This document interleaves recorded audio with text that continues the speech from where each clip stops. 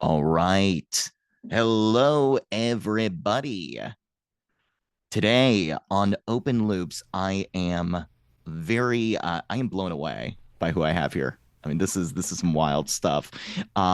We have a doctor. Now, if you have been listening to the show for a while, his name has been brought up before by Dr. Richard Allen Miller, who's one of my favorite guests on the show. Today we have Dr. Max Rempel, a distinguished researcher, an entrepreneur with extensive experience in molecular biology, genomics, biophysics, and biomedical engineering. He holds a PhD in molecular biology and has made significant contributions to the field of light therapy and DNA research. There is a lot of interesting stuff that Dr. Rempel has done in the realms of DNA that I just want to even begin to wrap my head around, begin to understand, especially when it comes to this realm of star seeds and alien hybridization. I mean, how does somebody with this distinguished and academic background have ideas about this, research about this? Why is he entertaining ideas about this? It's all very interesting to me. I'm excited to talk to him. Dr. Rempel, thanks so much for coming on the show. Thank you. I would like to lower the expectations a lot. Oh, please do if You you want. overstated a lot of things, and although I'm working. It's true. I'm working in an area of very vague ideas as biofield, aliens, and alien hybridization, metaphysics, which is very vague and very ungrounded. I still am very keen to present things precisely. So precisely, my contribution is super limited. I'm still promising to make a great contribution, but it's just the promise. It's not the actual recognition. Yeah, I have PhD from Russia, but whatever I did in science so far was like minuscule. Like my publications were cited 3,000 times. There is like millions of PhDs who have pretty much similar record. So I'm known only in very small circles and mostly metaphysical and alternative. In mainstream science, yeah, I'm third grade researcher. Since I'm openly working in metaphysics, openly since 2009. I have to work on mediocre jobs. I still love my job, but it's not a faculty level. It's two levels below. I'm a service engineer, a small manager in service in scientific services. I still love it. It's great, and I work on DNA every day. I see it, I touch it, I read the sequence, so it's very precise. Human body contains about 250 grams of DNA, depending on your weight. But 250 grams, that much of DNA, and it's heavy. Like it's something very physical, very chemical, and the letters in DNA are very discrete, like in a computer code, even more precise, like in a book. They're printed like in a book. So it is something very precise, very discrete, very grounded. And everything else, as you start building aliens and metaphysics and spirit and consciousness, you realize that everything is an illusion, including this grounded DNA. So we are living in an illusory artificial reality, which one of the main purposes of this reality is to create an illusion of you being yourself and acting in the actual real world, which is all just a nicely modified illusion. And the main principle, the matrix resists any way of discovering that it is a fake, it's illusion. So if you start digging into trying to prove that it is not real, it will build a scenario to prove you otherwise. In Minecraft or in many other games, but Minecraft primarily, you walk in the world, and you can see how the world is synthesized randomly by the software in front of you. Same thing in the matrix. As you live your day, whatever you try to do to escape this illusion, it builds real physical things, and all stories you try to prove that it was a miracle. It will build a very elaborate explanation that it was all real, it's all was random, but there is nothing behind that, which is one of the main principles. Another principle is free It's will, pretty interesting free already. choice. Yep, free I must tell choice, you. I mean, free those are choice. Yep. free choice. Okay, so go ahead, go ahead. No, I'm just saying you undersold yourself, but already I'm like, I don't even understand or what I'm saying is I get what you're saying, but it's such a wild claim that we're even living in a matrix is huge. No, no, So it's not but wild. It's okay, here in California. There is Ocean Beach, the place for hippies and yogis, and people are seriously in that topic. In California, it's fine. don't you think though it's not accepted in the mainstream still? Or do you I mean it's getting more accepted, but the idea of oh, we're in a matrix is something that people say is on the fringe of society. I mean, it's becoming more mainstream with the internet, but 5 years ago, if you went around and started speaking about Matrix as if you really meant it, you were certainly not looped in as a someone with a PhD that delves in the sciences. I was convinced by Terence McKenna, who said, he repeatedly said, all non-believers just take 5 grams of dry mushrooms, magic mushrooms, and he guaranteed that people would be open to the idea that they live in the matrix. And I think that that's pretty much.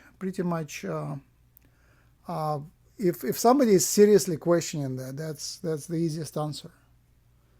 Or so you have delved into this. You have done psychedelics and explored that. In California, marijuana is legal, and yoga is legal, and meditation is pretty legal. So I had one of my best trips was on edible marijuana. Mm, You just I mean, it's like wings, but you have to flap them, right? You have to really learn how to meditate, and then when you take edible marijuana, it was a small amount. It was yeah. like 1/10 of what normal person would take, and you just in meditation in the dark, you go out there and you get all you need. You just step out of this physical into another world. I'm That, always yeah. go ahead. No, I was gonna say, I mean, I'm sure that's kind of a cool I mean, some people would be like, you had that from cannabis? That Yeah, no, is edible. No, I from an mean, edible. smokable is a bit different, but edible, yeah, you get pretty high. Obviously, okay, I don't want to go in that direction, but marijuana is boring. But what is Right. another experience? I started taking Reiki healing many years ago, 20 years ago, Mm. and I was regular for like twice a week or even more frequently to Reiki healers, and that brings you much closer. And I became a Reiki master 15 years ago. So, and then you have miracles in your hands. You can feel things, you can feel energies, and you can do miracles. And one my another again marijuana, which is legal, experience was as a scientist. So I meditate. I take my edible marijuana, small amount, but enough for me to get a bit out of body. Not completely. I'm still in the body, but I can feel like I can step out easily. And then my wife comes, lays down to sleep, and I think I'm a Reiki master. I should give her a nice Reiki treatment, and I can do it even without getting up. I can just take my virtual hands and put on her because I can step out of the body. And I think I'm not sure when I'm under marijuana that my treatment would be as precise as natural. So how about I work on her feet? That would be the safest. So I put my virtual hands on her feet.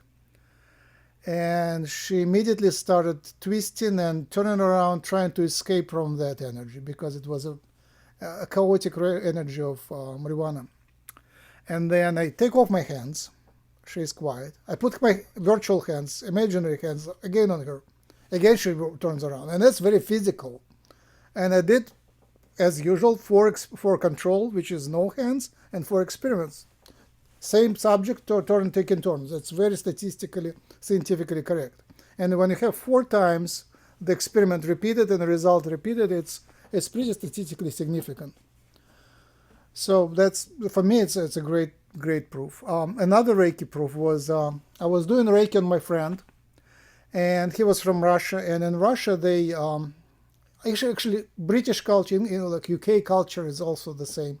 They make jokes of you. They break trust. They make everything for you to stop trusting them. Like, Right. do you want a candy? Ha ha ha! It's empty, or something like that. It's breaking trust training. So your heart becomes closed. You don't trust anyone, especially the males. So I work on somebody very healthy, who is pretty much heartless to his other people, and he doesn't have this compassion thing. Everything is nice. He's a nice person, but not compassionate. So I feel the block on the heart, cold on the heart. And then I start working by taking, I have to show my hands. Okay, I'll just show it this way. I started taking the energy from outside, from other chakras which are strong, to the heart chakra. Just bring it like that. That movement. Right? And then when no voices, no voice, no speaking, he's silent, his eyes are closed. And that's in the middle of the session when I actually realize what's happening. And then he wakes up and he says, my main vision was fluorescent lamps in the dark, 2 swans with their necks and heads like that, coming, swimming together and forming a heart. Beautiful.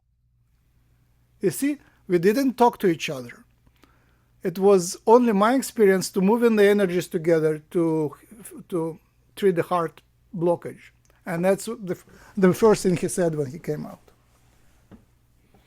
Yeah, many miracles, like now the miracles happen daily. So it's nothing unusual. It just can So get you're used not, to that. I mean, when you say you delve into the world of metaphysics, you've had the proofs. It is experiential proof that Yeah, really has grounded that for you.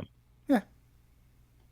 That's interesting. That's interesting. What do you say to people out there that are, oh, well, that's a hallucination, or that's a, pathological thing? This guy is, drugs don't really do that. It's an illusion in his mind. Do you care about what skeptics think even? Okay. Then a year ago, actually 2 years ago, I realized my audience, my favorite yoga studio, I guess I can advertise it, although my advertisement doesn't. And I don't know how good is my advertisement when I'm so alternative, but the yoga studio is great. It's called Reunify, like unify, just reunify, unify again, Reunify in Ocean Beach in San Diego, California. So this favorite yoga studio, they all are into Ram Dass. Like Ram Dass is their main Yes. favorite teacher. And I thought that was a nice topic to talk about to them. And I prepared for the Ram Dass presentation. And somehow it was delayed. So it took me like almost over half a year to actually digest and prepare that. And it was funny that every day as I listened to more Ram Dass and read about his biography, I listened to a couple of books about him, actually great books, and listened to him. And then it was more like intuitive telepathic communication to some spiritual essence of Ram Dass. My opinion about him was changing, flipping every day. Like I make a formula, next day I realize that the formula doesn't work. Next day I realize the formula doesn't work. So that was a nice conversation trying to pinpoint who he was, and then he would always escape. And that's the quality of his guru also, of Nim Karoli Baba, called Maharaji. Anyway, so the main, again, him, it's me trying to ground him, although he's so hard to catch. One of his main consistent messages is that everyone is you.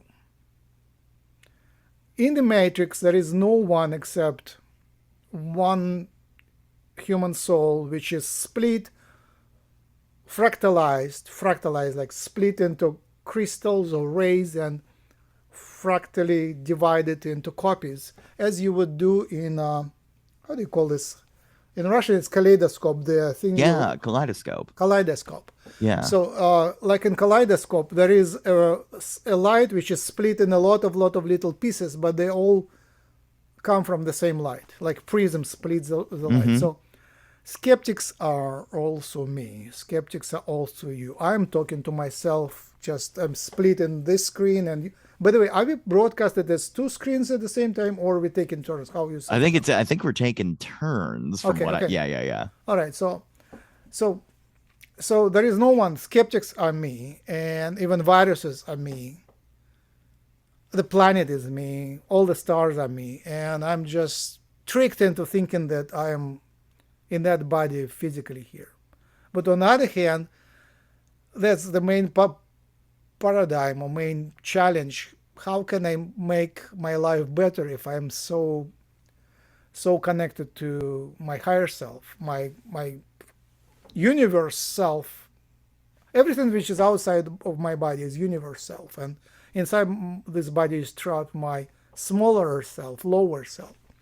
How can I sort of negotiate with my higher self so I can get some slack? Yeah, it's a great question. Do you feel like you've figured that out at this point? Yeah, my prayer right now is let's give Max some slack. I'm standing in the shoes of my higher self, and I'm kind of planning for Max down below a little bit easier path. Yeah, I think that's great. I think it's very peaceful. It sounds very grounding. Let's give Max some slack. Um, yes, and also for those of you out there that are skeptical of anything Max says, listen to his prayer. Remember the prayer. If you later in the episode when we start getting into the alien stuff, give this guy slack, please. Yeah. So Max, doctor, I'm very excited. I know, thank you for giving me a little bit of intro into your worldview, because I think that's very helpful for at least me to understand where you're coming from with all this.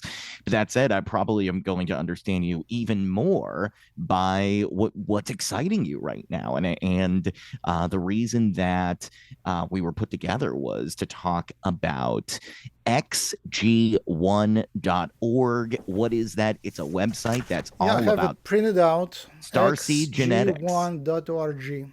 Yes. What in the world is xg1.org? What's this about?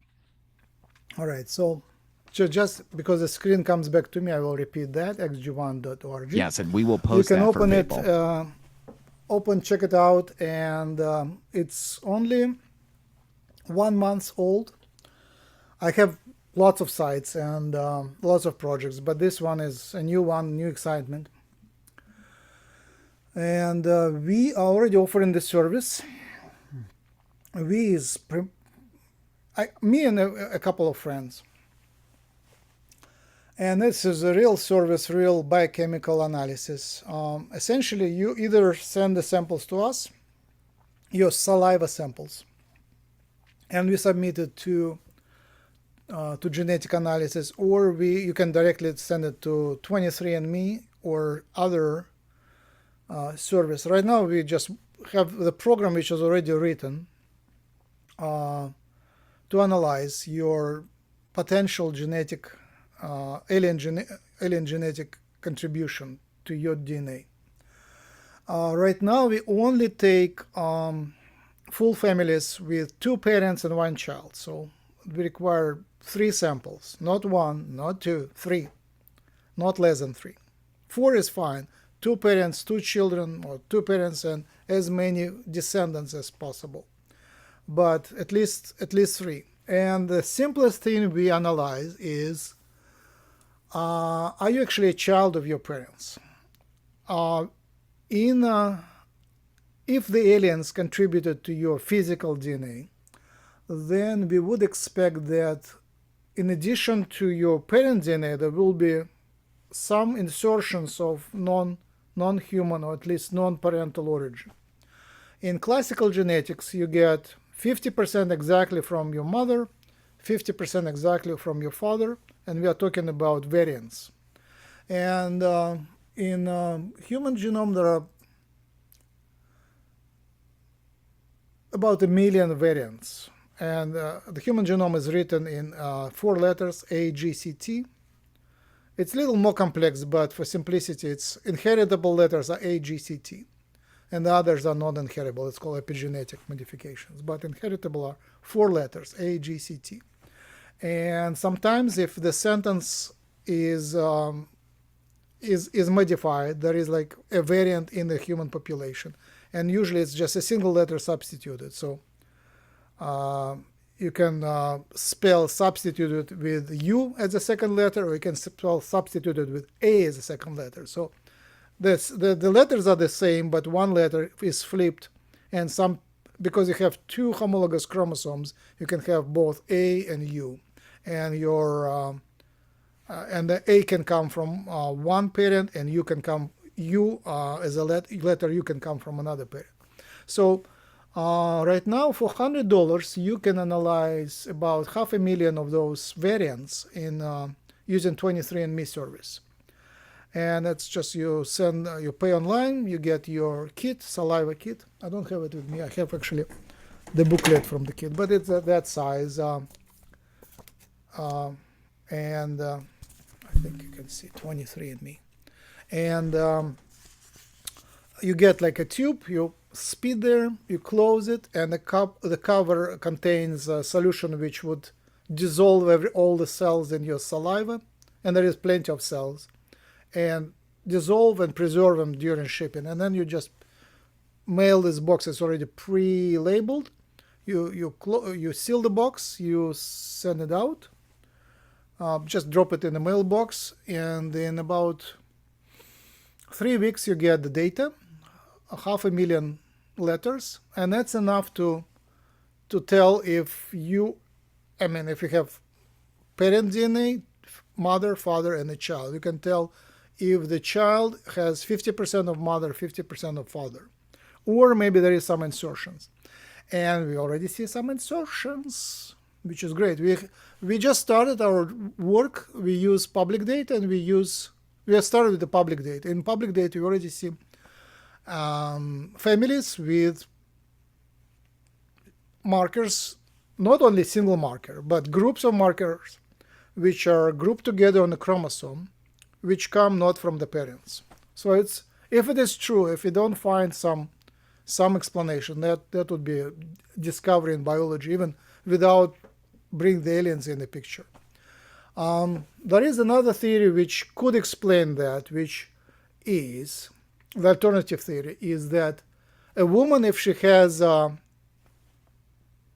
sex with other partners, she might keep some of the DNA of their partner somewhere there near to the egg cell, and then these small pieces might get inserted. How that happens, science, the mainstream science doesn't have any on that. It's just an idea, which hasn't been tested. So that could be another possibility. So then this set of markers which are inserted, they're inserted as a group on a chromosome. So the group is called haplotype. It's just the name for the markers which are sequential on the chromosome. And we still need to find out if these insertions of haplotypes are from humans, typical human insertions, or non-human insertions. That would be great. Another obvious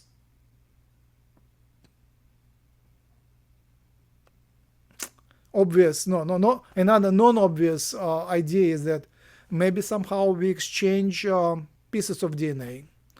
That part of the exchange idea is actually being studied now. So there are some scientists who seriously study that we exchange pieces of DNA, exosomal DNA, and there are some other names. So it's possible. They're not big, so these pieces of DNA can be incorporated in bacteria, then transferred to other people, and then can be inserted. So The size of the haplotypes, the insertions called haplotypes, which you see now, are pretty small, about 2-3,000 letters, 2-3. It's called kilobases, so 2-3 kilobases. So these insertions can be transferred through anything, plants, bacteria, viruses. They're pretty small. But if you have multiple markers on them, that's good evidence that it's not coming from the parent. So it's interesting. But obviously, we would be absolutely thrilled to see if that comes from the aliens. So how can we go ask that question? That is the question, right? That is the question. How can you, I mean, why aliens? How do we get to aliens from this as a realistic look? I'm not saying it's not a possibility compared to the other things you've said, but why is it one of the more realistic possibilities in your opinion? Okay. So I wanted to ask the other question: how do Oh, you prove it comes from the aliens? But that is kind of where I'm getting at. But no, yes, no, no. yes. But let's start from the. Yeah, I understand there is a lot of listeners who are not in the topic, so they have to have like introduction. Why did we start speaking about that, right? And then, but then later we'll come to the question: how do we prove that it comes from the aliens? Mm, All right. So yes. I was into Reiki. I was into different topics, like metaphysical topics, for all my life. I was born in '64. Now I'm 60. So all my life I was into metaphysical topics. But the alien topic somehow was for me non-real, non-manifested. I was ignoring it. Even Star Trek for me was just a fiction. So the real world, Totally. fiction. And now I have some metaphysical people who say they don't see that aliens can be part of this matrix. They say it's something outside. For them, there is no difference between aliens and, say, demons. Aliens, demons, some weird metaphysical stuff. They are still into God, but not into aliens, because aliens are lower than God, so they're not interested. So for me, the scientific research into, like, real scientific research into into biofield. I need to define what biofield is. Like Reiki energy or prana energy or some biological field energy. It's called biofield. So the research into biofield started 25 years ago, February 1999. Okay, it was a miracle again. A person I liked, but I never spoke to her. My age, I was 99. I don't know how many, 25 years ago, 35. Visiting Russia after being in America for a while. I visited my lab, old lab there. And a person came and said, no, here is the book, check it out. And we didn't speak to her again. And we didn't speak much to her before. Just hi, hi, hi. And that book was about wave nature of the genomics, or field nature of the DNA. Field nature of DNA. Written by Peter Gurdjieff, and the ideas of Gurdjieff are good, but his proof is very questionable.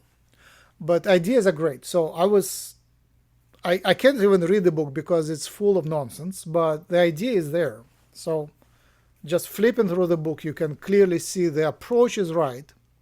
And then his desire to inflate the proof, inflate the evidence, kind of, for me, is unethical. You have to actually find the real proof, like as solid as possible. Anyway,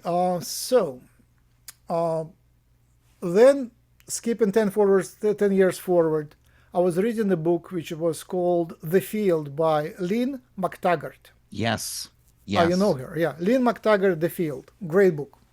Highly recommended. It's nice that she was a journalist, and she is a journalist, and not educated in material science. So she was a great interviewer, and she interviewed the scientists and was able to, same thing as Greg is doing here, as you, Greg, are doing here, translating for non-experimental scientists the ideas of biofield. So she interviewed great people, including Sheldrake, Dean Radin, my my favorite researchers on that topic, and lots of others, and was able to formulate the main principles of the biofield and the main principles of quantum biology. Essentially, the idea that miracles happen not only to quantum particles but to us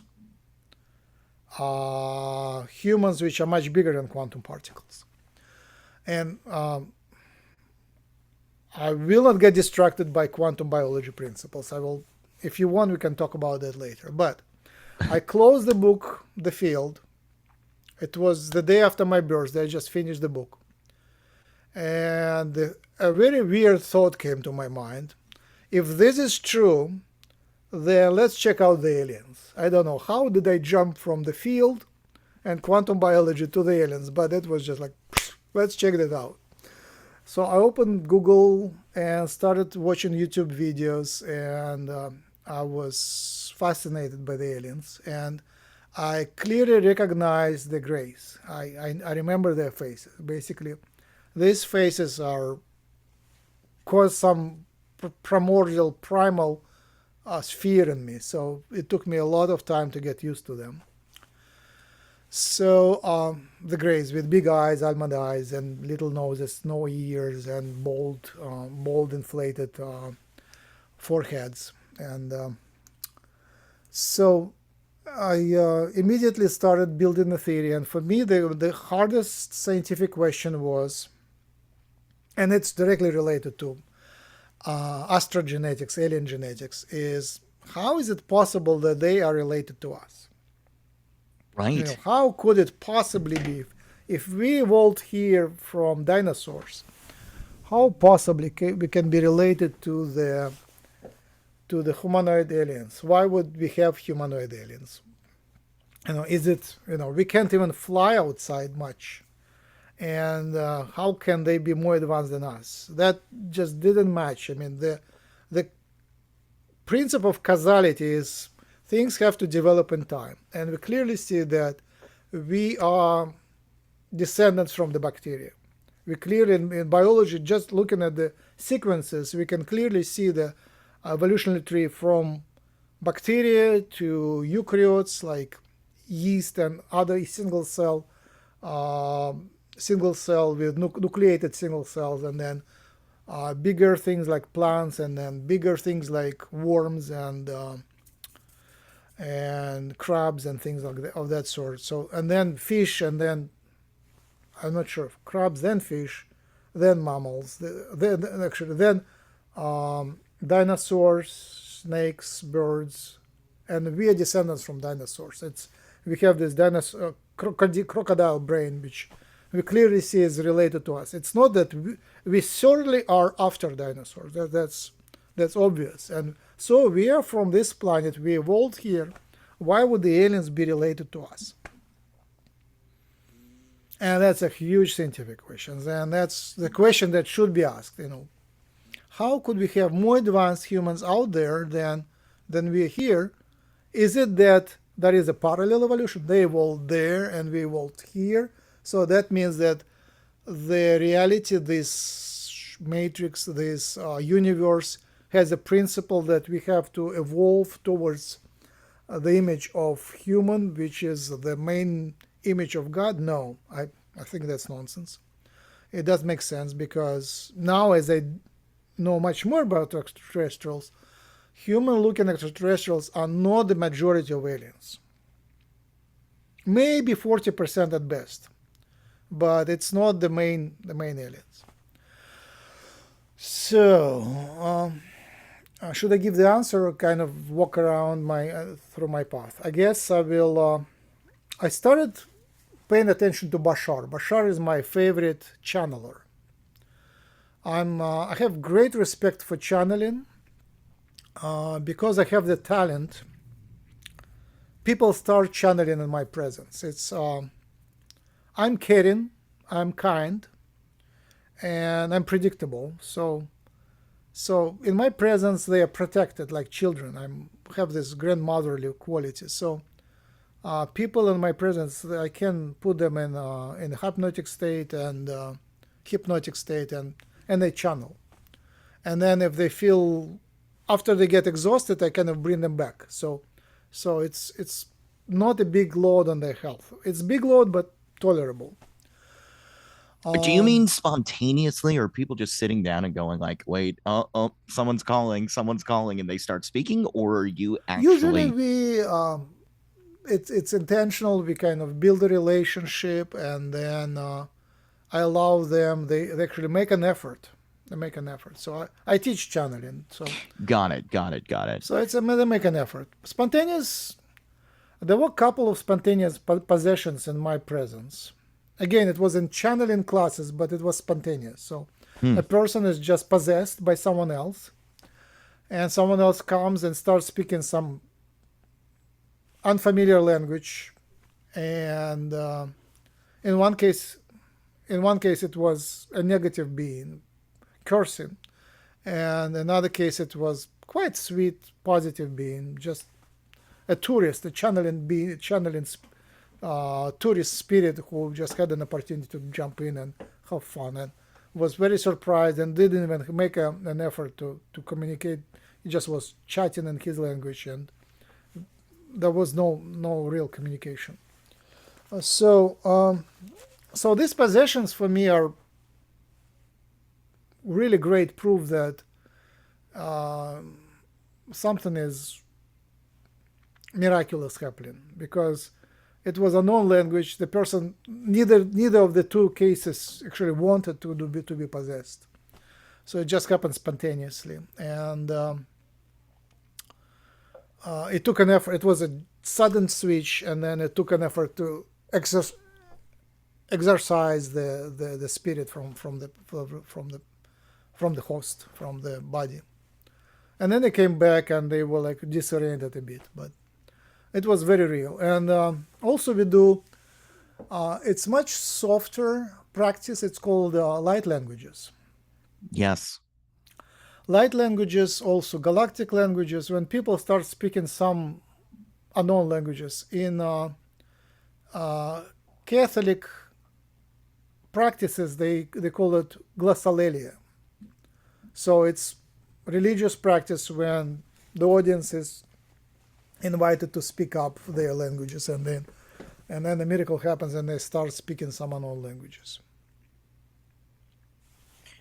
I should That's speak very, something. it's very interesting. Well, I find it so interesting that you are almost seems like I wouldn't say an advocate, that might be a strong word, but a channeling is accepted in your reality. That's what I would say. Channeling is accepted in your reality as some kind of proof that off planet intelligence exists. And the reason I say that, Max, I'm saying this very specifically to you, is because there have been people I've had on my show that claim they have had encounters with whether it's people adjacent to alien research in the government, so they were working and they saw something they shouldn't have, but they got like proof in a document that we're actually looking at UFOs, or people who have directly encountered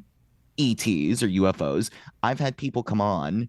I mean, one guy in particular I'm thinking about who has said, "Yo, channeling, that is going to ruin the field of disclosure, these channelers, because it's just, how do you prove that it's not just acting?" Or, I mean, I have a hypnosis background. I know what people do, and they're in deep hypnotic trance. They can start channeling that they could be channeling something higher intelligence or the Akashic records or something like that. But yeah, I think there is a lot of scrutiny of channelers as something, I hesitate to say it, but legitimate in extraterrestrial research. Do you have thoughts on that? Thank you. Yep. Um, yeah. So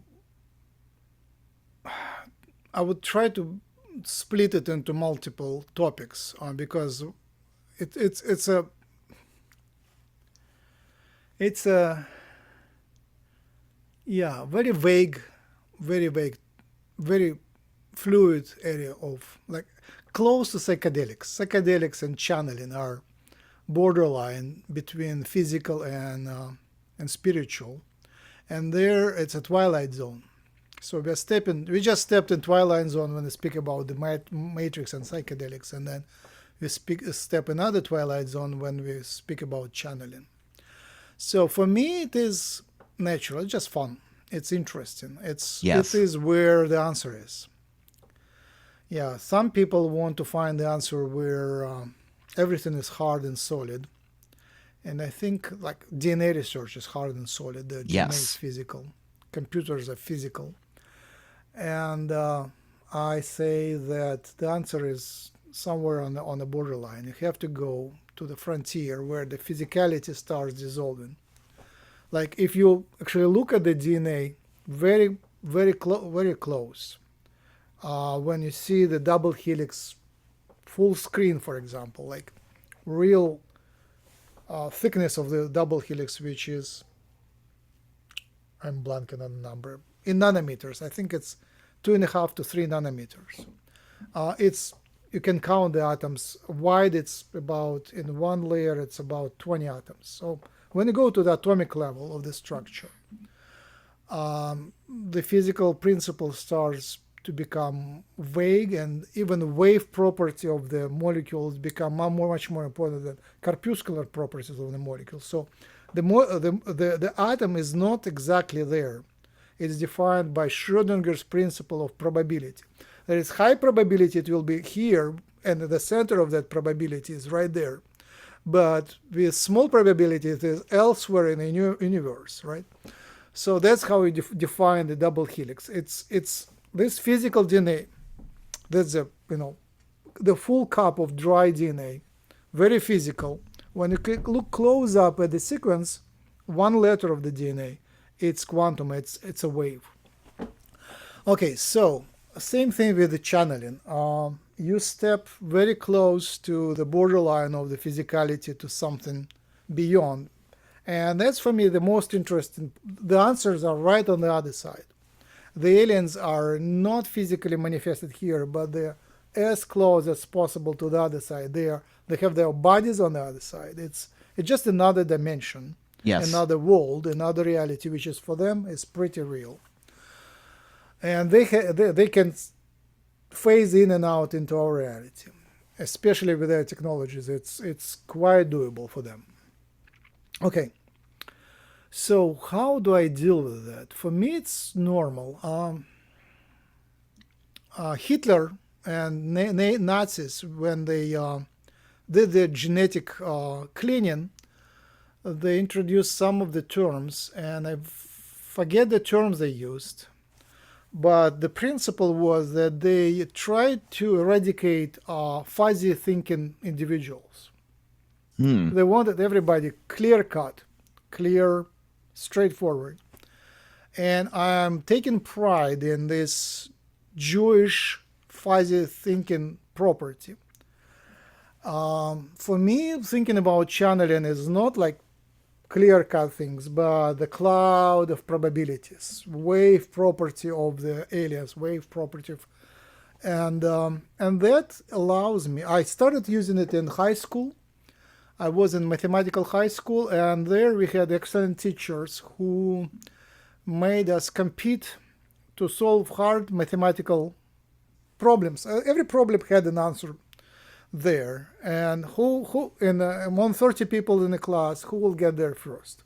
And I was usually in first, second, or third in that top of the three mathematical talented people. And for me to get fastest to the answer was to think in a fuzzy way. You sort of become one with the universe, define a goal, become one with the universe, close your eyes, get asleep, like put your hands here, and wait for the answer to come. And then it comes as a probability, and then it crystallizes in your head. And then the art is to get that answer, connect it to actual words, and write it down as a logical chain.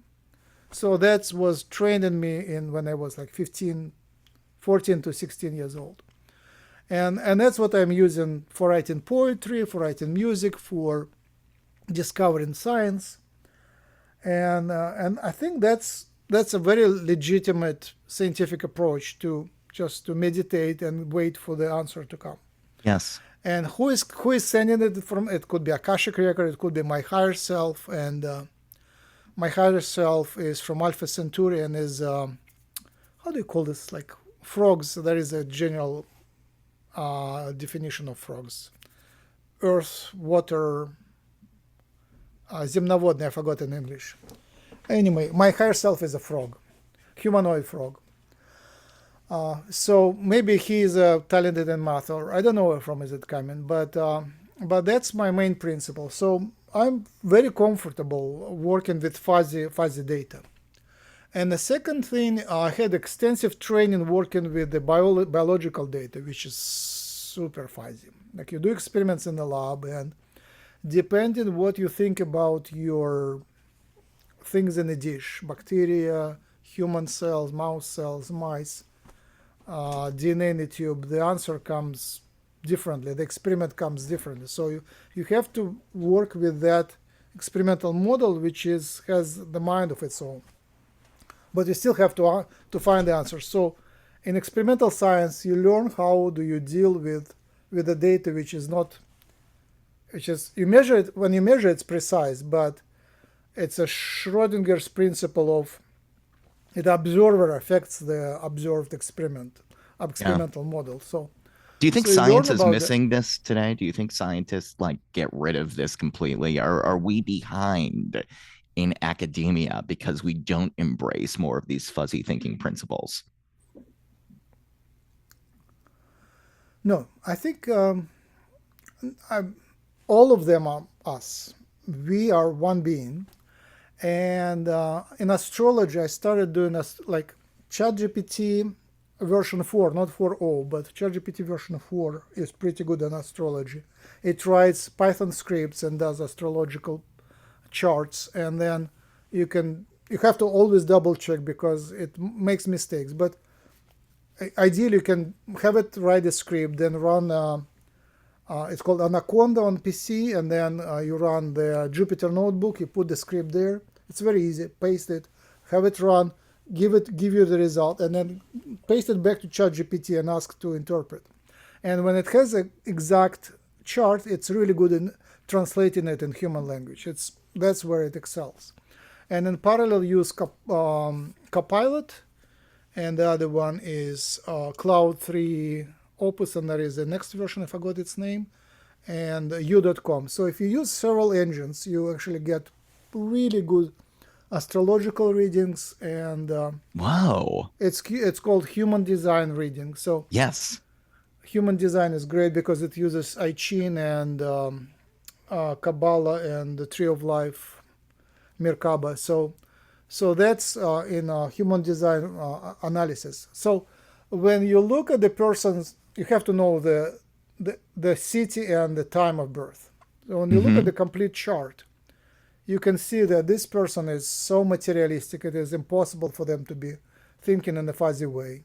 And this person is the fuzzy thinker, and so we have all sorts of dates for birth, like billions of humans. We all have different varieties. So the ones which are designed this way, they came from this rays of soul. They are here, they're doing that job. So it's just a combination of DNA, date of birth, and the soul qualities. It's all a combination. So there is a certain layer fraction of the humans who have that quality. So we research this way, and other research the other way. I respect all approaches. And some of us are some of the humans have this dwarfs, the dwarf tribe, the earth tribe, dwarfs. And the dwarfs are not physically, but the spiritual branch. And the dwarfs are great about alchemy. They are very material, very possessive. They work in the family and always argue, but they are fascinated and are very talented in creating gold from nothing, or creating some sort of chemical or computational miracles. So there is a lot of approaches. So I'm fine with that. So with channeling, we stepped away. I was given a channeler. My angels, my spirit guides were given me a channeler. The person started channeling in my presence and channels to this day. One of the best channelers, Jim Charles, one of the best channelers, called Jim Charles, James Ernst Charles, and the keyword is Hucolo. I guess I have to write it. I don't have a pen. Hucolo, Hucolo. Just Google Hucolo, you will find Jim Charles. We started the channeling community in 2013, and it works to this day, 11 years. Now they start in a few days ago on workshop, actually physically in Rochester, upstate New York. They will meet together. And my main information came from Jim, so I was privileged to have my own channel and speak as much as I wanted. And everything was recorded and published. So all my conversations with Jim, starting from the second day of our second conversation, were recorded. So I had extensive experience talking to all sorts of aliens and spirits. My favorite was John Lennon, obviously. Terence McKenna, Ram Dass, Nim Karoli Baba, Jesus, you name it. It was really hard to get a hold of Jesus. Wait, why is that? Is he busy? Nope. You have to be in the right state of mind. He would Well, they come do to talk you about if you Christ just. consciousness, right? I mean, that's like a whole state to achieve in itself. I don't know if that has to do with that, but I don't know. I think it's his personality. Like him and Babaji, they are uncatchable. You fair. can't really, just get them. You have to be in the right state of mind. You have to be in peace and equal. The secret is to be equal. You cannot say, "Oh, Jesus, we waited for you so many." He won't come. No, you have to be like, "Hey, Jesus, Yeshua." That's interesting. So wait a minute. Yeshua. Wait, was Jim channeling these? You were Yeah, channeling that? Oh, okay. Jim. I do a little bit of channeling. I'm mediocre channeling. Me, Max wants to take over microphone. My other side is in disadvantage. I'm a bit too much present. I have my own ideas and my own answers. Hmm. You have to be somewhat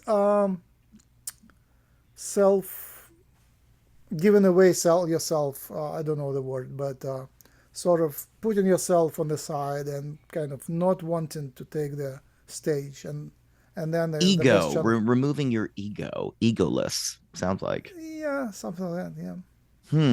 Maybe. But okay, I don't mean to confuse terms. But okay, so Jim Charles is you're talking to John Lennon. You're talking to I John mean, Lennon's cool. Yeah.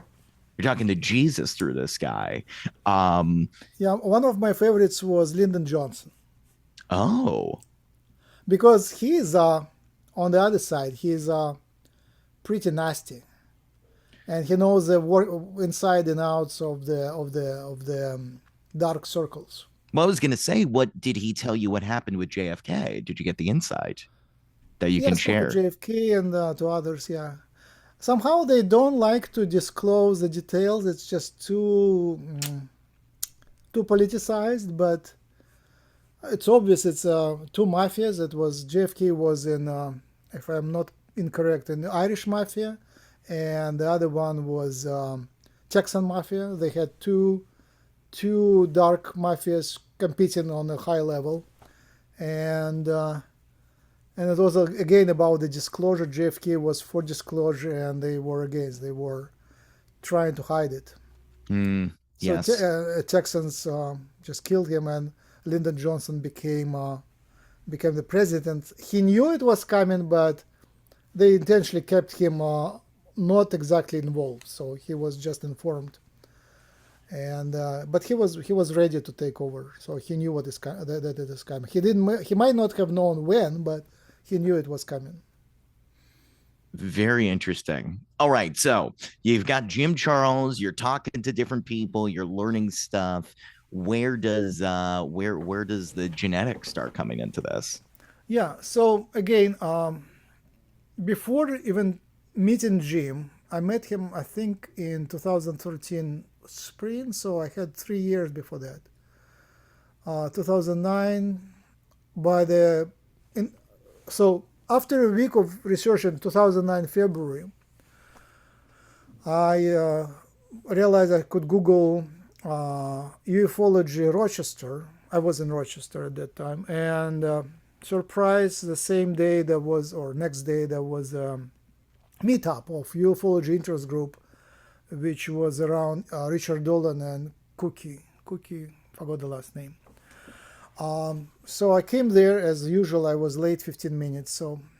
So the person was already speaking. It was about over an hour presentation. It was an experiencer. So abductee is someone who is taken without the agreement.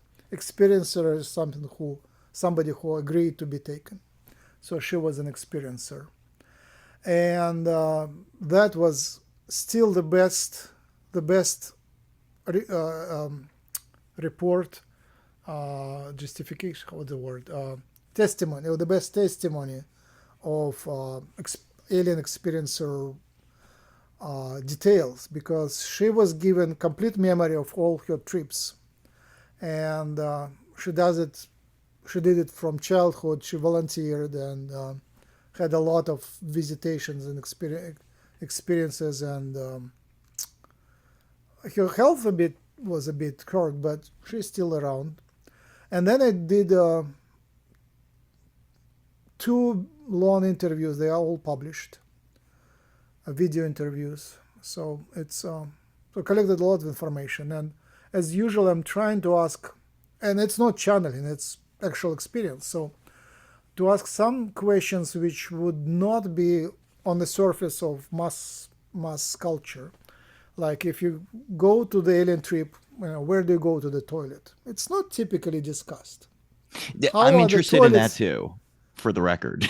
Those are the Did you ask questions. about that? No, I have not asked those. I mean, well, usually people tell me they get into romantic entanglements with their aliens, and that becomes what I'm curious about. Yep, that sounds good. Because they really seem to enjoy having sex with aliens. I've Uh-huh. noticed.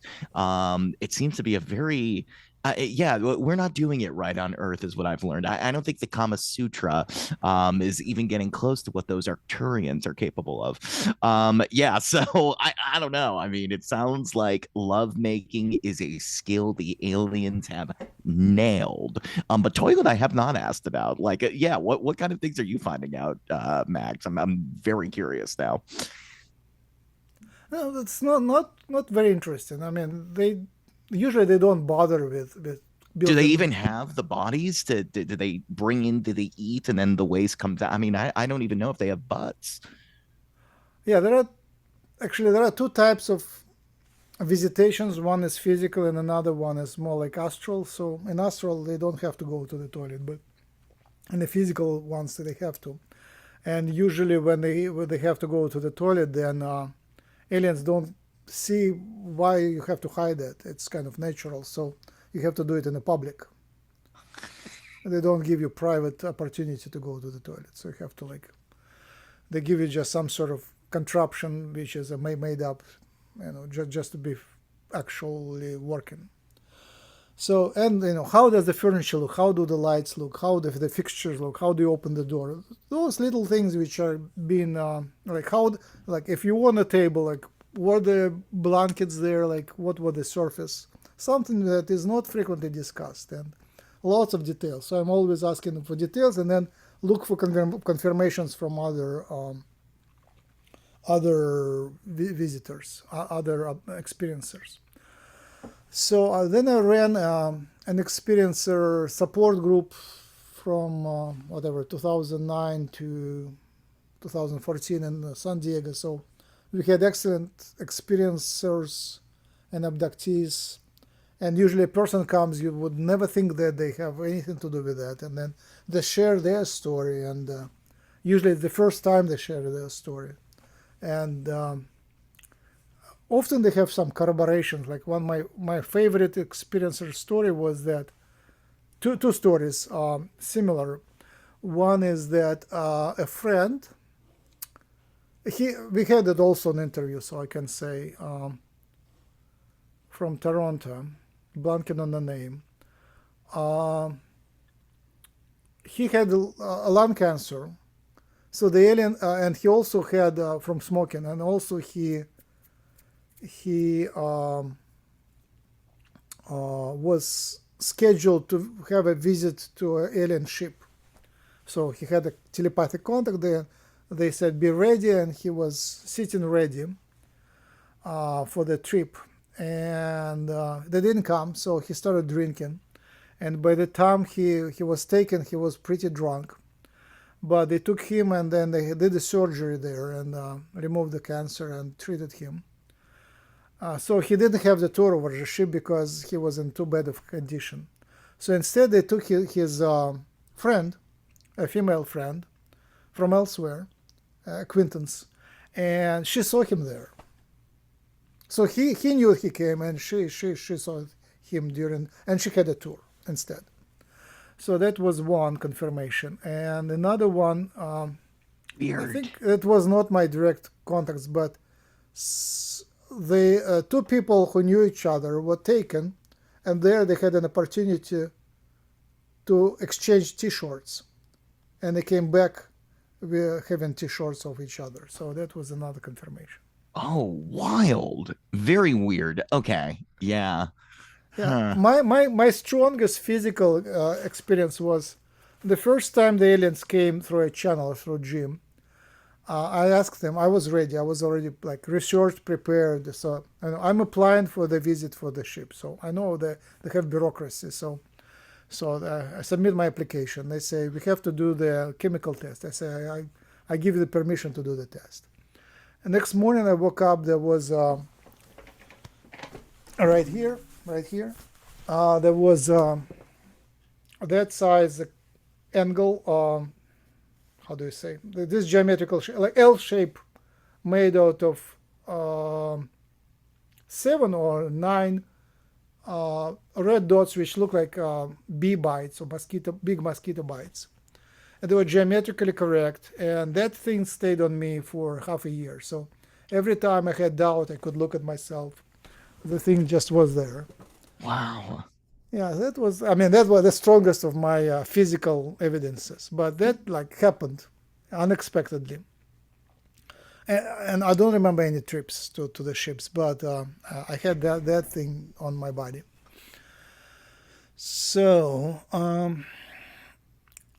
and everything else is pretty much you get from everybody else. Like all the story is there. People know the things, and I don't have to repeat. Is there anything to Sumerian culture, the story of Enki and the gold and all that? Is any of that stuff that corroborates with what Jim is saying or what these extraterrestrials are saying about the origins of the universe? Do you get into that with them? I think we have Enki on record too. Yeah, I'm pretty sure we did speak to Enki. So basically, the summary on that level is that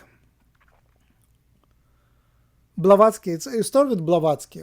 Blavatsky was she wrote her book, which was The Secret Doctrine, was published in 1891. 130 plus years ago, and it had pretty much everything. So back then she already knew a lot, and she knew about aliens, about alien genetics, Sumerian genetic manipulation, about their races, and you can just look at the Wikipedia about Blavatsky root races. So the first race was Polarians, Then the next root race was Hyperboreans. The first two were ethereal, they were not fully grounded. The first grounded was Lemurians on the continent called Lemurians, Mu. Then there were Atlanteans, which developed human body. And each race was pretty different from the previous ones. So Lemurians, the descendants of Lemurians are native aborigines in Australia, Lemurians. And the Atlanteans, I believe we still have some of them on the planet. I think, I'm not sure though, they have elongated skulls. And that's where from are the shapes of the heads which cover elongated skulls, and very sophisticated hair designs which cover elongated skulls. And there are skulls found, and it would be super interesting to sequence them. So if anybody can access to the skull, I need only about 3 water drops. Okay, and actually, the Tic Tac candy size of the drilled out the bone material from the skull to do the sequencing. I can pay for the sequencing. It's not that expensive, so that would be super interesting to sequence the alien skulls or Atlantean skulls and see how much of this sequence is present in human population. I assumed we are related, but human is a different species than Atlantean. So Lemurians, Atlanteans, then Atlanteans destroyed themselves. The last big destruction was 23,000 years ago. And by that time, Earth, like Homo sapiens, was already around, but on the backstage somewhere in the wilderness, having small villages in parallel with Neanderthals. So humans and Neanderthals also had villages, and they weren't living together, but there were we have some of Neanderthal genes, so there were some marriages. So they took us, they took them, and there was some crossbreeding. And then gradually the humans became the dominant species, and to create that there were alien manipulations. And according to many sources, about 22 alien species contributed to the human genetics. So the principle was that every new alien species, any new alien race, would come to the planet, realize that there is an opportunity. They would take some of the Earth human DNA or people, and would hybridize and impregnate Earth people and create a colony of new hybrids. The aliens themselves, they would sometimes live here, but it's not a great vibration for them to live, so it was hard for them to be on the surface. They could barely be here healthy, so they had to interbreed to create a vehicle for them to incarnate here. And sometimes they have to die in their body to incarnate, and sometimes they can do it technologically, so they can actually possess the body without dying, so they don't have to die to be here. But they had to create hybrid vehicles. And usually they would create a warrior type of tribe, so that new tribe would become successful on the planet competing with others. So all big empires of the past, national empires, were created by the aliens by creating some warrior tribe. And for warriors, there are several qualities. They have to be supporting each other. They have to be fighting against others for their benefit of their tribe. And, pretty much every race had that. Nordics, Europeans, white Europeans, Indian tribes, Chinese tribes, Japanese ones, Muslim tribes, Arabic, and so on, American Indians, lots of others. So So these were different alien genetic manipulations. And for Sumerians, answering your question, it took me a while to get to your answer. All good. I trust Sitchin. It looks like it's pretty.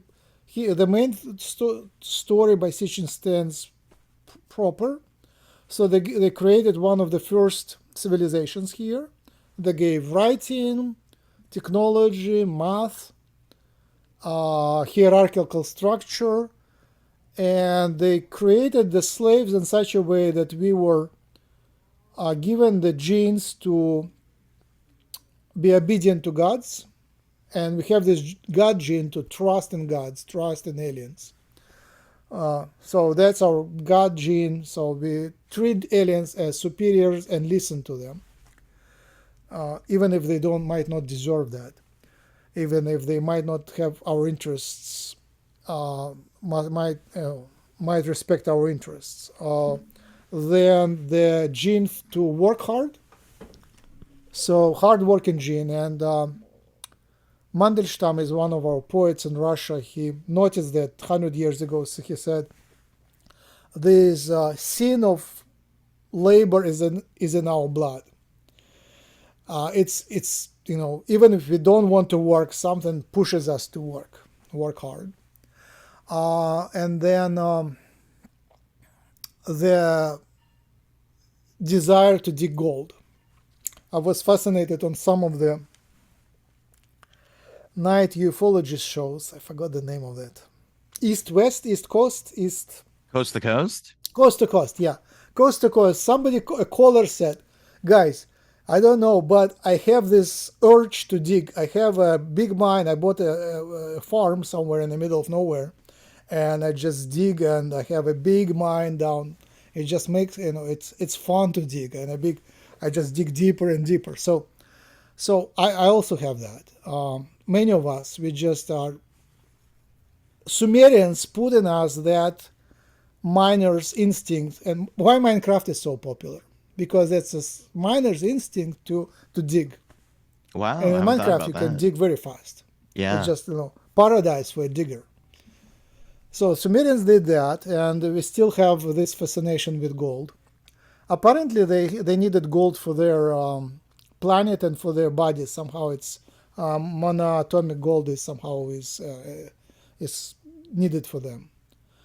And we still, Earth is still. That's Richard Dolan and others. It's Stephen Greer. Stephen Greer, I think, is pretty adequate. He is the best, I think. He only the only thing where I disagree with him is that he says all aliens are good, and I think not all of them.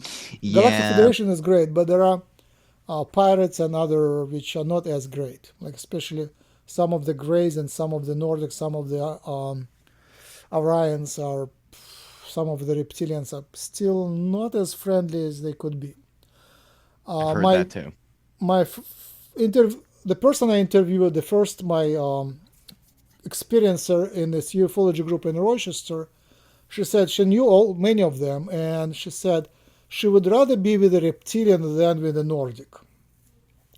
She said that reptilians are much more different than us, but they have their honesty and pride and culture. And the Nordics are just nasty. The Nordic she experienced, more like a fascist type, superiority and no respect for others. So yeah, but otherwise, I think the story by Stephen Greer is the most accurate.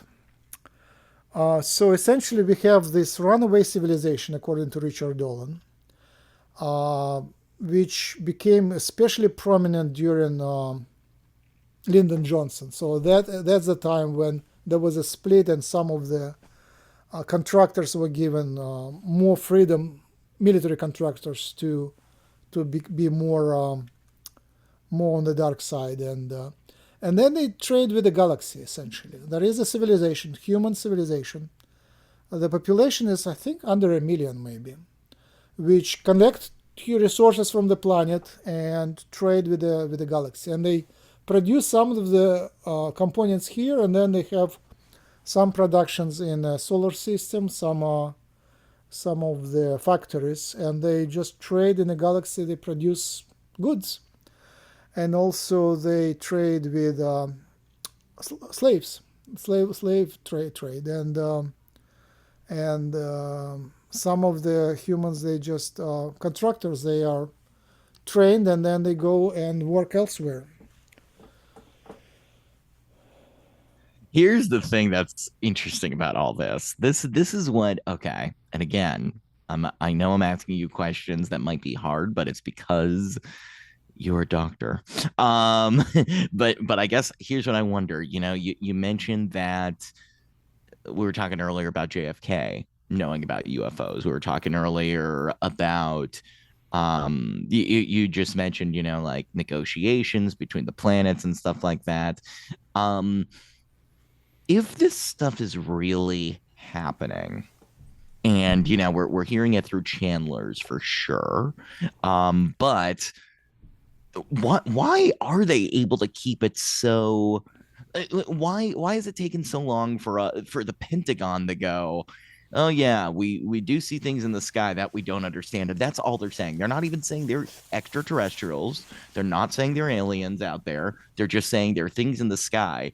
How are they, with all this stuff that is supposedly going on off planet between them and Earth, why are they so good at keeping it a secret? That to me just does not compute logically. I guess maybe I'm not fuzzy thinking enough on this, but yeah, it seems like it's so not, we would be seeing more, there would be more slips than we're witness to on a regular basis. Great question. Thank you for asking.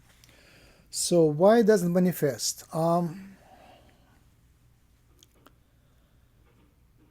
We humans are super programmable. We've been trained from the childhood, so there is a lot of programming happening, and it's collective consciousness, which is exists outside. It's a field which is outside of our minds. Essentially, it's a mistake to believe that people think only with their minds. I think mind is certainly needed. We certainly see through the eyes, through the mind, and through the brain. Brains are needed. We move through the brain, but there is a lot of information coming from outside, somewhere from the etheric field, astral field. So there is a collective consciousness. Carl Jung introduced it, collective unconscious, and that's very real. And the collective unconscious still has not accepted it. So the aliens don't manifest because collective unconscious or collective consciousness of humanity doesn't allow them in. It's a thing which is partly supernatural, partly astral, and partly is very physical. And part of the management of the planet is very physical. It's banks, corporations. It's a very complex system which is self-regulating, and it's regulated from above by a secret corporation. You can call it other names, but every time I'm trying to invent some name which sounds benign. Secret corporation. It can become good. So it's also us. It's all, my higher self is there too. It's everywhere. We are one. So there is a secret corporation that drives the planet, and the planet economy, planet's mostly economy and everything else, ecology, production, banking system, everything is in perpetual crisis. And you can see this crisis developing, but every time they are coming with a new solution, and this new solution is sort of taking off the stress and allows them to redirect the energy so the system doesn't crash. You see, the economy didn't crash for almost 100 years, 95 years. And they're really good in that. So I respect their ability to keep the economy floating. If they allow aliens right now, I probably would agree that chances that the economy will crash is very high. Chances are very high. That system is so artificial, so weird, and built on so much deception that if you start releasing information on one front, on alien front, then all of other things will start coming out, and the whole system will crash. I survived. I lived through. I was in 84. I was 20. In 94, I was 30. So I lived from 20 to 30 years through the crash of the Soviet Union. And when the truth comes out, the system just falls apart. Right. And Americans didn't have to do much. The West, they weren't present there. There weren't no agents, no spies. Everything happened by itself just through awakening. When people awaken to the truth, they stop following the orders. That's simple.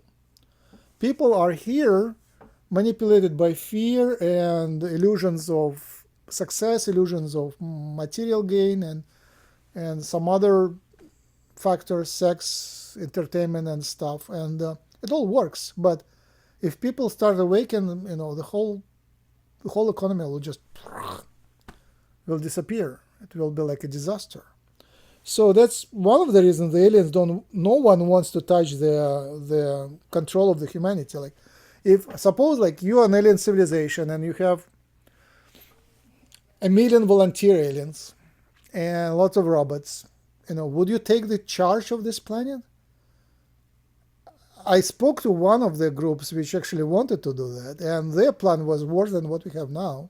And it was during the quarantine when things were pretty dark. But what they suggested to take charge of the planet, it was everyone was given directions from the above, computational direction. Everyone would be given like a smartphone controller, and you will be given directions. You will lose a lot of freedoms. And if you were good, you were given more freedoms, and if you were bad, you were given freedoms away. So it was super totalitarian system.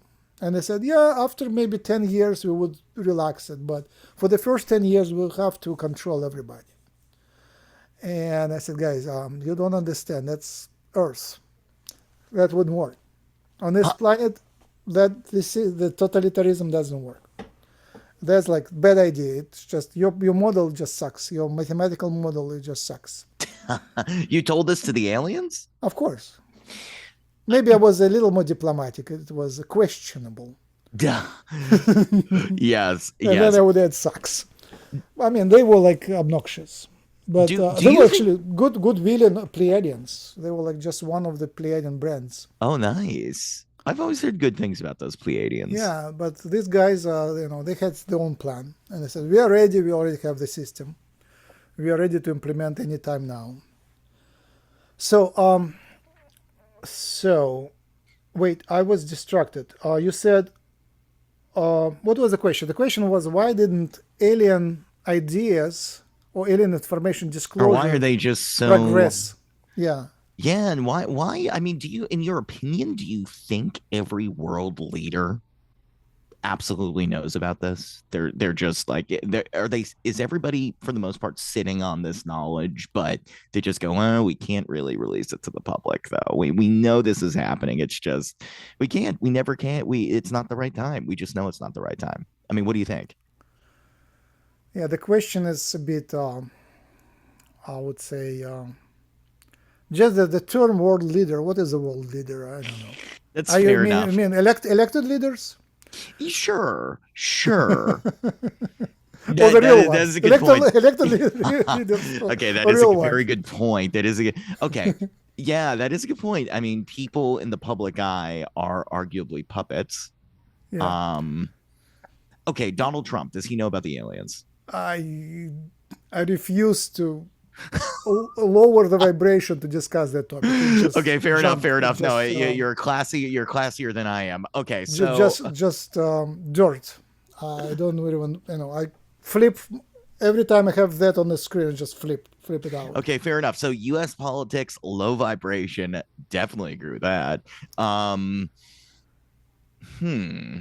So Okay. my favorite is Lyndon Johnson, 4 books, the biography of Lyndon Johnson. I'm blanking on the name, but if you just Google 4 books biography of Lyndon Johnson, is exceptional work on biographical work, which uses the documents and interviews. At the time, the author worked on the topic. Some of the witnesses were still alive, so that was exceptional, and you can understand how it works.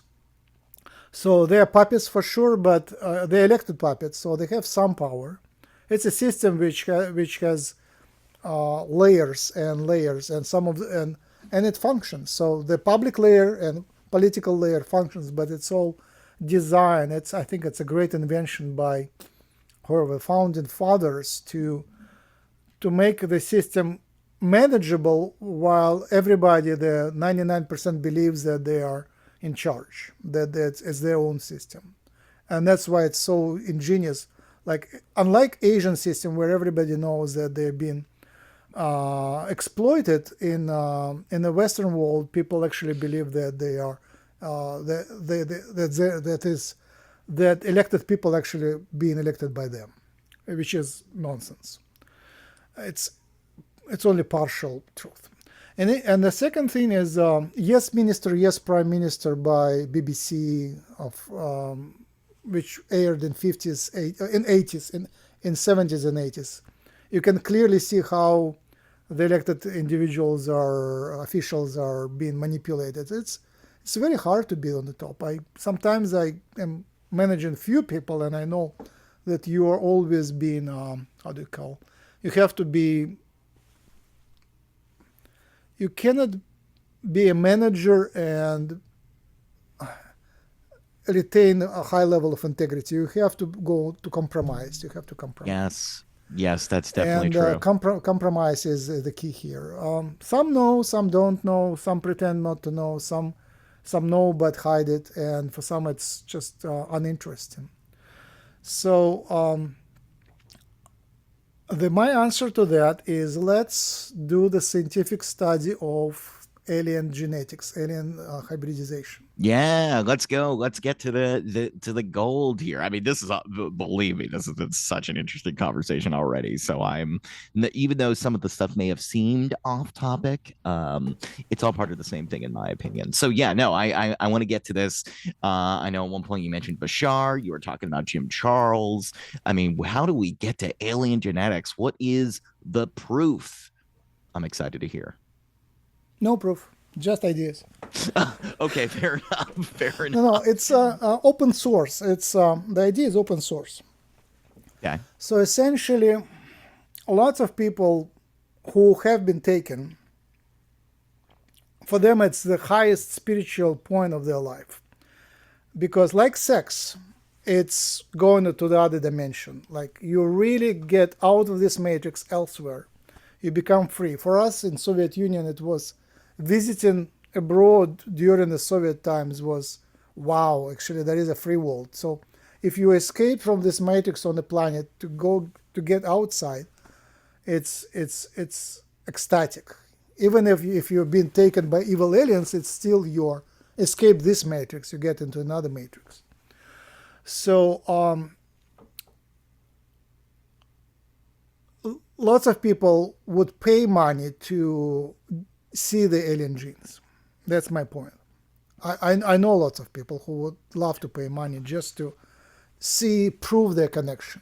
I mean, obviously, lots of people are afraid, but some are ready for the risk. And I'm pretty sure that the project of 23andMe, MyHeritage, and Ancestry.com, where they analyze human genetics, people pay money to analyze their ancestry, their data is already being used to map alien hybrids in human population. What makes you so sure?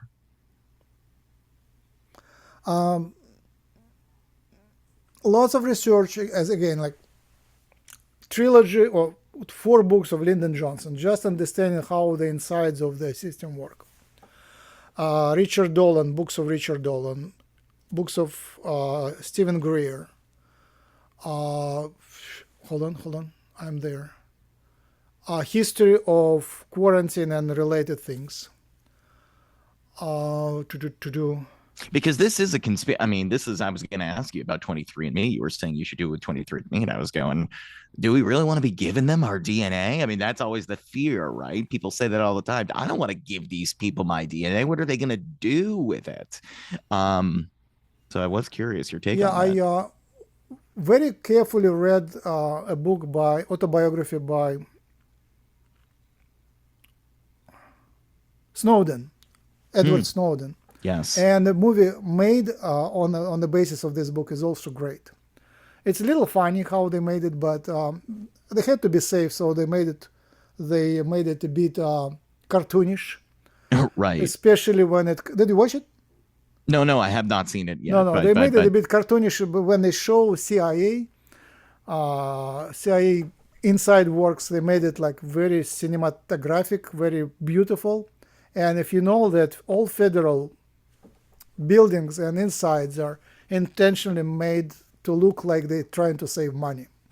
So everything is concrete, very boring, very unattractive, but in the movie it's all high-tech and beautiful.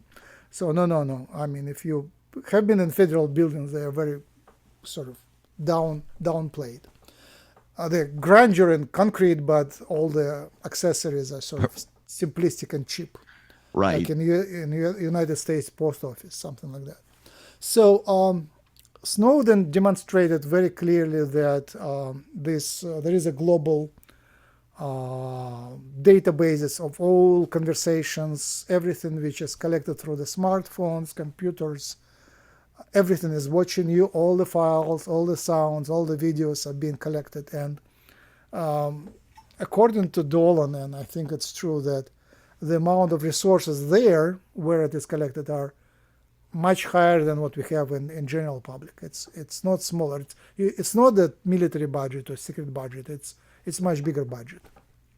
So their computers are capable of storing all the information, all the voice conversation, everything. And now with artificial intelligence, it's easy to find anyone, trace anyone, ask, this Max Rempel, San Diego, it will be like immediately found. So everything. Yeah. So we're being watched, and DNA, I think, is also being collected. And people who go to medical institutions, it's so easy to collect your blood and and analyze DNA, by the way. So I think it's doable, and especially when people voluntarily submit their DNA to Ancestry.com. Did you read the autobiography of Facebook founder Mark Zuckerberg? I've never read it, no. It's fun to read. And Elon Musk, Mark Zuckerberg, Peter Thiel is amazing. Mm-hmm. So it's a miracle how Zuckerberg became a monopoly, essentially. And the only thing he did is he went from previous systems which were much superior technically, but didn't have real names, to a system with real names. And one of the main principles of this secret corporation is it never invests money into anything in the public. They just allow some people who do work for them to earn money themselves. So the only thing is, like, it's called administrative resource. If Zuckerberg is helped, or Microsoft is helped just a little bit to get monopoly by slightly repressing the competition, is enough for them to rise. I mean, Facebook programming sucks. It's like just bug on the bug on the bug. It's just very poor talent. Right. But just because I think they've been helped, they have the real names and real stories, and people are plugged into the system under real names. I think it was a big. I think it's a centrally sponsored project. So So same thing with when people volunteer their DNA to 23andMe, and you can see. I actually respect 23andMe greatly, but I think they were somehow also helped to survive because there was a moment of NIH versus 23andMe, and somehow and 23andMe survived. There were hard times, but they have wiggled around, and they stopped predicting medical problems or given medical advice, but then they sort of got it certified, and now they do it again. So it was just a little fallback. But now they're not a monopoly, so there are other companies that do that. So But it's what all in I'm the saying, pursuit of a good thing, right? I mean, we're trying to figure out our starseed origins here. So, okay, so basically, if people are afraid of 23andMe getting your DNA, you're pretty much like, they probably already have it. So yeah, might as well just do the test, and then if you want to learn about your starseed origins, submit it to XG1. no. You can submit it to 23andMe Oh, and send us the data, and actually I will publish the code, and you can do the analysis yourself. wow. That's it. Now, I mean, this project, I'm not doing it for money. It would be nice to have money, of course, but my intention is to publish the code. We already wrote a very simple program. Right now, the program only says if the child is not the, it doesn't have 50% of each parent, if there are any insertions. That simple thing. And let me clarify that idea. So basically, what aliens do, and that's my main topic of research, alien hybridization program. Lots of aliens have the hybridization program, some of the bad ones and the good ones as well. So what they do, they take an abductee or an experiencer, take their egg cell, and take the sperm from the father, from these parents, from actually human parents, and hybridize with alien parents. So the four parents, human and alien, become grandparents. And they mix this DNA in certain proportions and with some careful planning, usually, to create a child which is a child of the human parents with a little bit of injection of small pieces of alien DNA. So it's genetic engineering, and it can be done in human labs as well. It's just done by aliens with a bit more understanding how the DNA works. So, and that's the goal, to find it. Obviously, some star seeds, they are star seeds on the spiritual level. They had incarnations on the other planets and have very little experience on this planet. So they come here, they are spiritually hard star seeds, but they might have a very earthly body. And others might have also the hybrid body from genetic manipulation. So there are two different types of manipulation: ancient alien manipulation and alien hybridization, and modern. The modern one started 70 years ago, 1954, when Americans and other Western nations made a contract agreement with the coalition of the Greys and Nordics, as I understand, maybe reptilians, Grey Nordics, but Greys were the key ones. There was a competition. Different races proposed different ideas to the governments, especially to American government. It was Eisenhower time, and when some aliens proposed love and light and were very cautious about the promises, the others, the Greys, proposed the technology, possibly the technology which can be weaponized. So pragmatic Americans went with the Greys. So in exchange, they were promised, they given a permission to do hybridization. And initially, hybridization was done with military personnel. So the children of military personnel were hybrids. So this was the first wave, and then both parties kind of went away from the agreement, but the hybridization continues to this day. So and maybe I misunderstood something because when I asked you about the proof, you were like, I don't have any proof. No Uh, proof. so what are some of the outcomes that can happen? I mean, you get enough people who've submitted their DNA, you look at it, you do the analysis, they see stuff. I mean, is there a tipping point of enough information you think you could get from studying the genes that makes you go, yeah, no, this is absolutely extraterrestrial? I mean, do you have any idea of what that would be? Yes, nice question. How do we prove that it's actually alien? Lots of ideas. The simplest would be if the aliens would give us their DNA. Right. Some bodies are recovered by the secret government contractors, secret government forces, and then they're kept somewhere. So they already have the alien sequences. So it's only that the public, doesn't have them. So some of the public ufologists claim that they have some alien DNA samples, and there are some videos like people finding the bodies of aliens in the wilderness. Like there was an Italian video from about 15 years ago, was very realistic. I think it was actually real. So somebody found, if you found a body, send me a sample. And the alien skulls are from the past, but hopefully not very distant past. So that would be another source of DNA sequences. And these sequences are very informative. You don't need a lot. You just need a little bit of material and you can get everything. So if you find an alien skull and then people with alien sequences, here you go.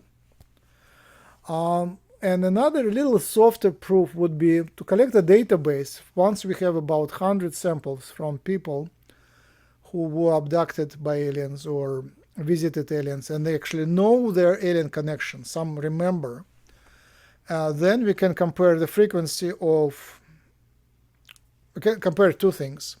We can compare specific markers to the frequency in general population and to the frequency among abductees.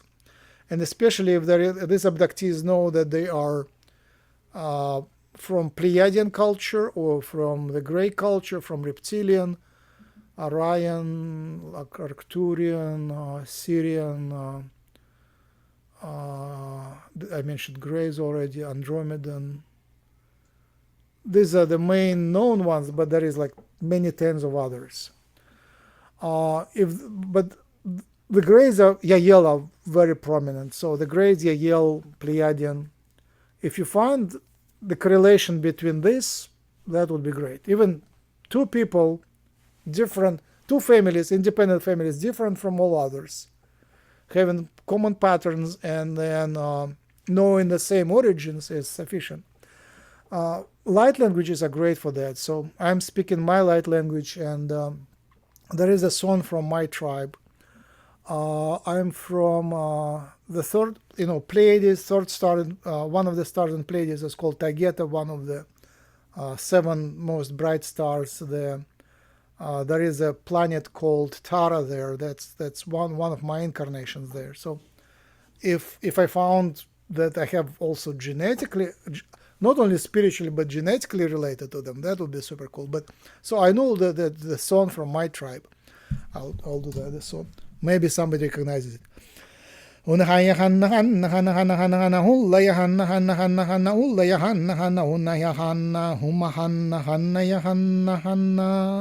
very simplistic, but I met two people online, actually one online and one in person, who have the same song, and they came to it just from memory.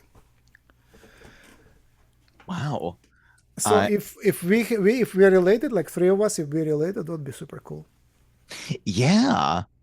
Okay. This is super interesting stuff. Is this, hmm.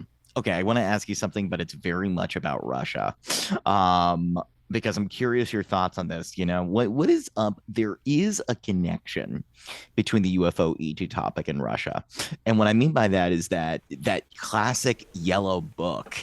I don't know if this is, I want you to dispel the myths, right? And maybe you don't have the answers on this, but people talk about how there was a yellow book of species in Russia.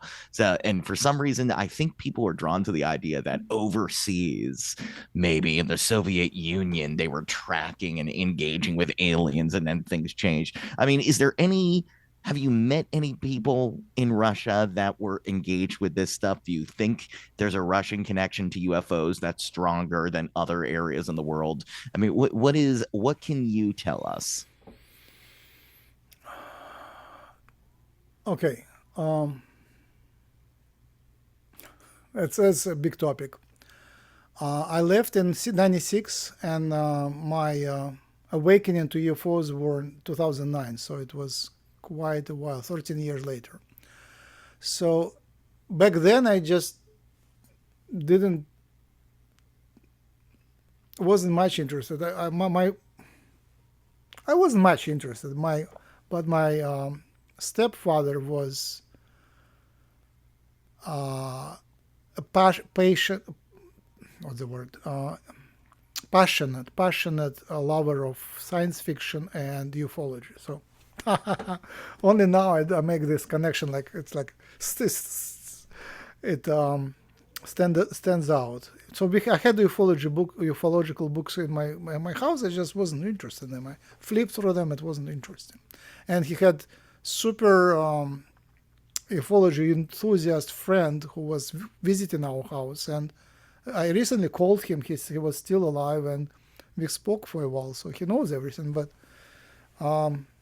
yeah, it didn't.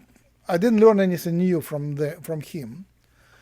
But what I wanted to say is that in Russia the culture is a bit different, very different.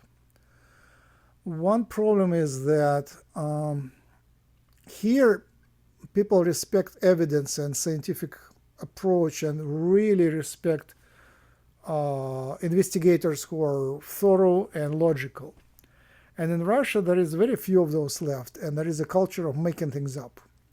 So television and YouTube channels are full of things just made up, just made up. So you can, there like fictional stuff is mixed with the real stuff. So it's harder to find the truth. On the other hand, their secret services there don't keep as tight of a control of the secrets as here. Here they are like much more thorough, maybe because more money involved there. It's like there is more shake-up, so lots of things just emerging. There is stealing and leaks and stuff, so there is much more in open. And obviously, same things happen there as here. There is a pretty authentic old video of Russian military recovering craft, and they also are very strong in remote viewing.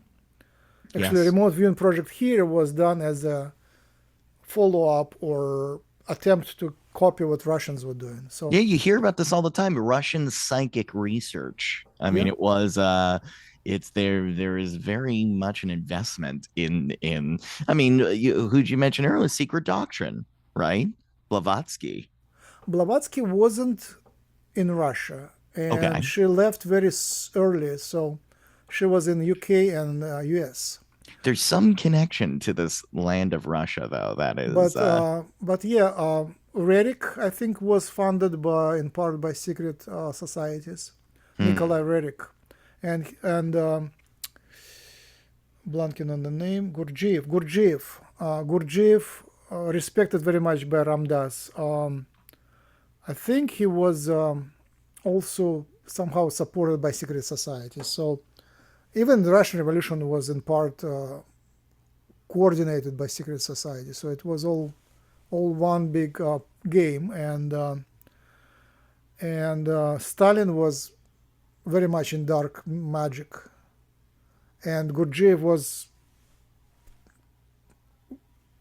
in contact with Stalin and with Hitler, both of them. Hmm. Rasputin, just a hypnotist or something more? I think Rasputin was, for sure, was very talented. He kept the sick person, genetically sick offspring of the son of the Tsar alive. The son was sick with some blood disease, non-coagulating blood, and Rasputin, using some shamanic magic, was able to keep the son alive and for a long time. And this way he was in control of the Tsar and his wife. But I don't think Rasputin was much into the societies. He was too wild. He was just sexual maniac. I don't think he. But he Though was a you very hear good. about the societies, I mean, there are rumors certainly about sexual deviancy and the secret society practices. I don't know if that's really a thing. Um, Um, I heard the channeling of Rasputin, and I spoke to him myself through dreams. So I think Rasputin wasn't. He was a very good manager. So he gave a good advice to Tsar. So he helped to manage the country. hmm. But I think he wasn't. He wasn't part of that. He wasn't. He was alcoholic, so he couldn't keep secrets well. Tell me this. Have you ever met anybody that is a member of this secret society in person? Let me think.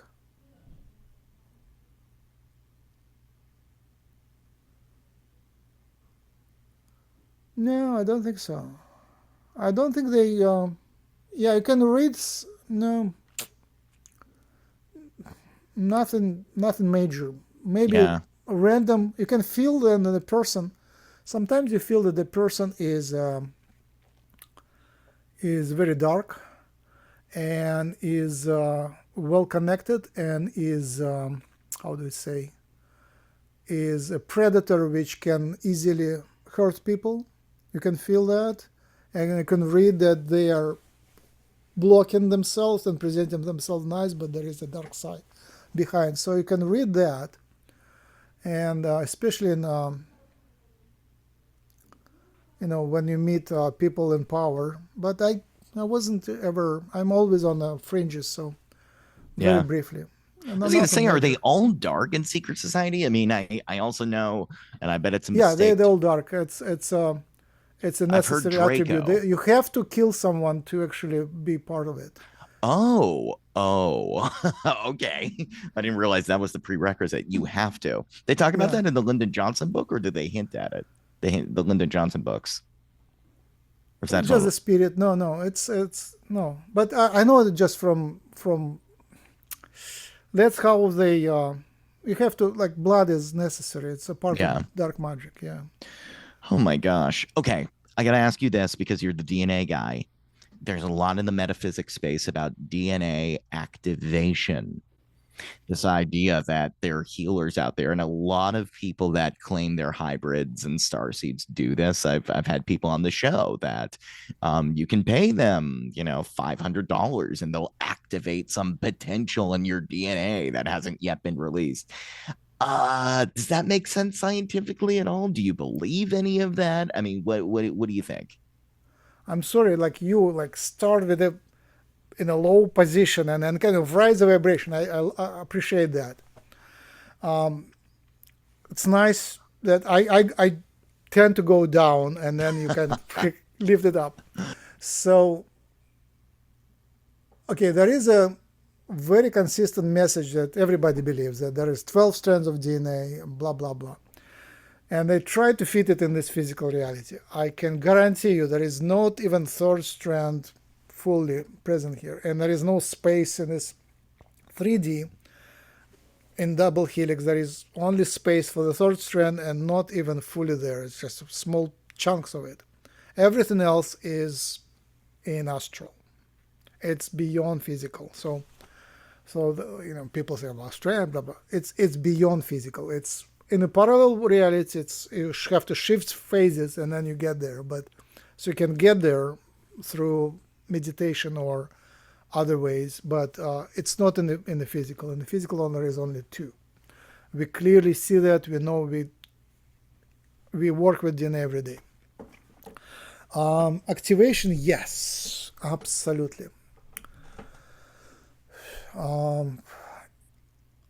I guess my best experience was there are some traveling saints like Sadhguru and Amma, both from India.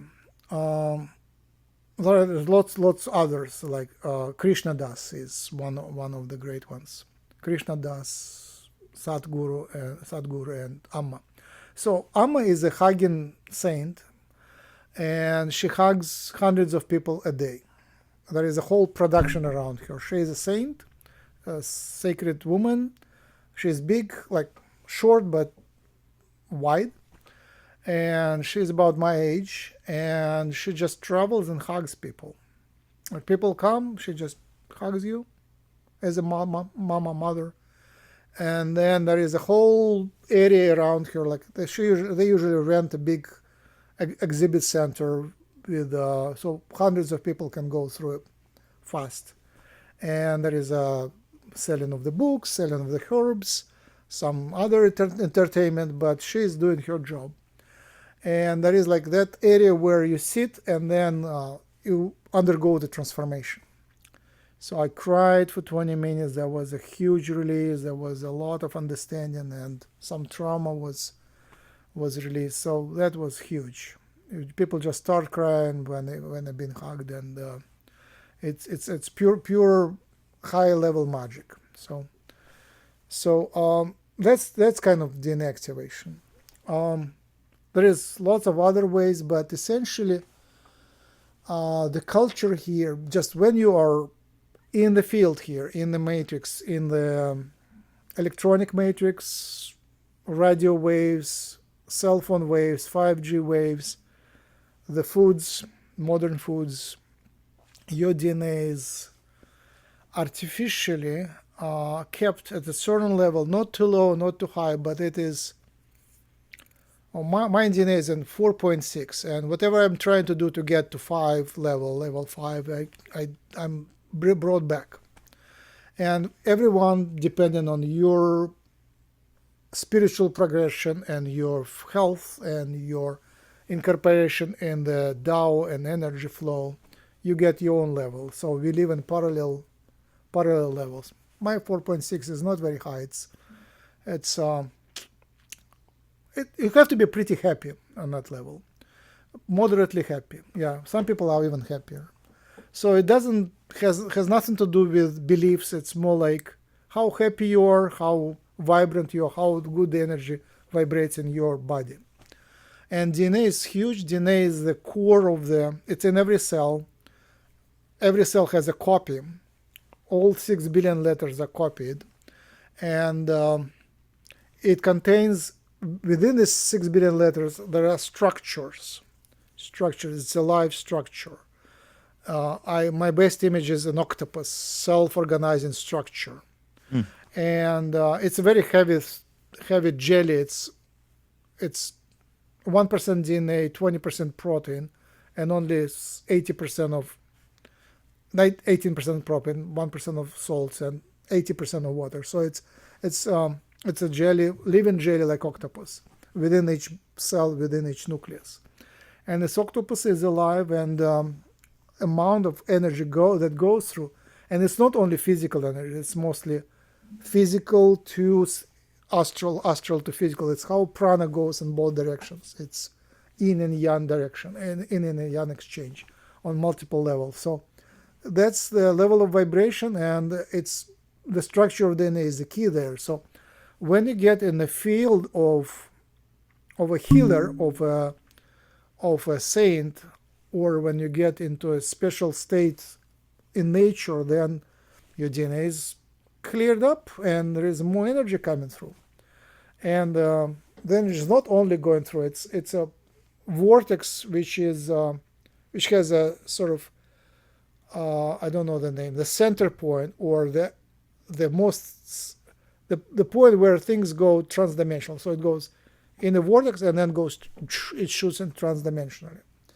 So the best source of that is Dan Winter. He's in South France, and listen to his DNA talks from about 15 years ago. He spelled it out really nicely. Fractal field, yeah. So DNA activation is cool, and I think the next step is Bashar, how you activate your DNA. Just, I think Bashar's formula is ideal. It's it can do very little about your actual health without fixing your beliefs. It's learning process, and I guess Ramdas and Bashar. How do you actually go to the next level on the level of understanding, or making yourself more beautiful, making yourself more peaceful, more in the Tao? And there is many ways, and depending on your astral chart and astral formula and your alien connections and your hybrid DNA, for everyone it would be a different path, but we're all going there. Some go the other way around, though. It's even fun. I respect now that some of us, assuming we are all fractal one, some of us go the other way, and I'm actually not sure which way I'm going. Hopefully there, but maybe there. And if my path is down, it's okay too. I mean, it's this world is built on the yin and yang, and without two opposites, it's not possible. We are one because we are made of opposites. Even DNA is made of opposites. It's two strands going against each other. They are like against each other. Yeah. Oh my gosh, there's so much here. And I remember I mentioned to you before we started that your name first came to me from my interview with Dr. Richard Allen Miller. He was just kind of, I mean, he goes all over the place deliberately, he claims. And he was talking about DNA resonance, and he said Max Rampel is doing this research. Da, da, da, da, da. I'm not even sure we got into any of that. That's a whole, I mean, I feel like you are just, I feel like there's another 10 hours we could do probably. Yeah.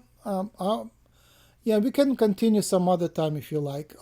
Yeah, this is good though. I mean, I'm very you definitely have blown my mind, and I posted in the for we are streaming this on Facebook, so you can join the XG1 Facebook group. Also, xg1.org is the link. I'll put that there. If you want to read more of Max's work, I know you have books. I know there are papers on your website as well. This is super interesting stuff. I mean, from the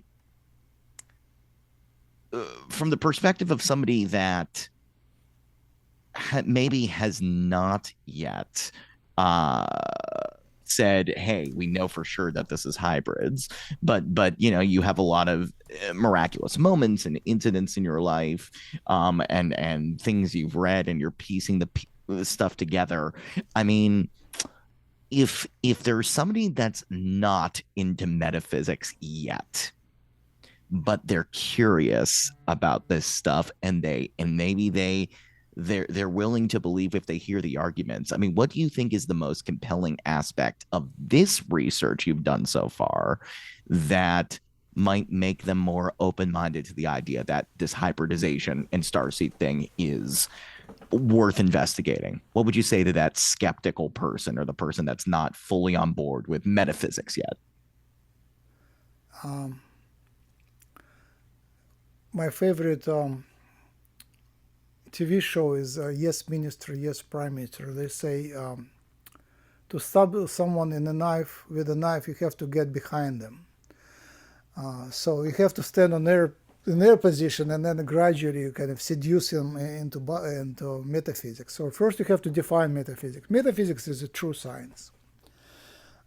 Essentially, it's physics plus quantum physics plus everything else.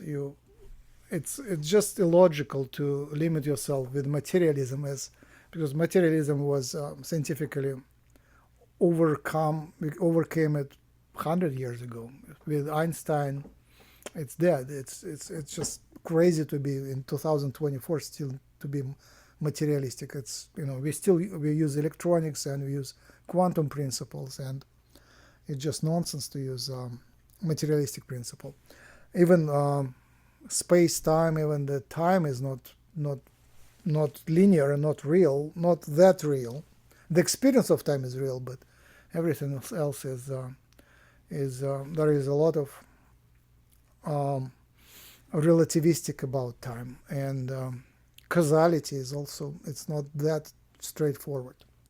Like my favorite experiment by I don't know the authors, but it's quoted by Dean Radin, that if you measure the physiological response of the body to perceived shock, the response comes before the shock. So you react after the shock, but the response precedes by a fraction of a second the actual shock that happens. So, which is, something is wrong with causality. Usually the the effect should follow the cause, but the effect in this case is before the cause. So, Yeah. so time is not that real, and everything else. Once you start seriously studying that, the book The Field by McTaggart, then that opens all the other doors. If you want to be with mainstream, that's the other problem.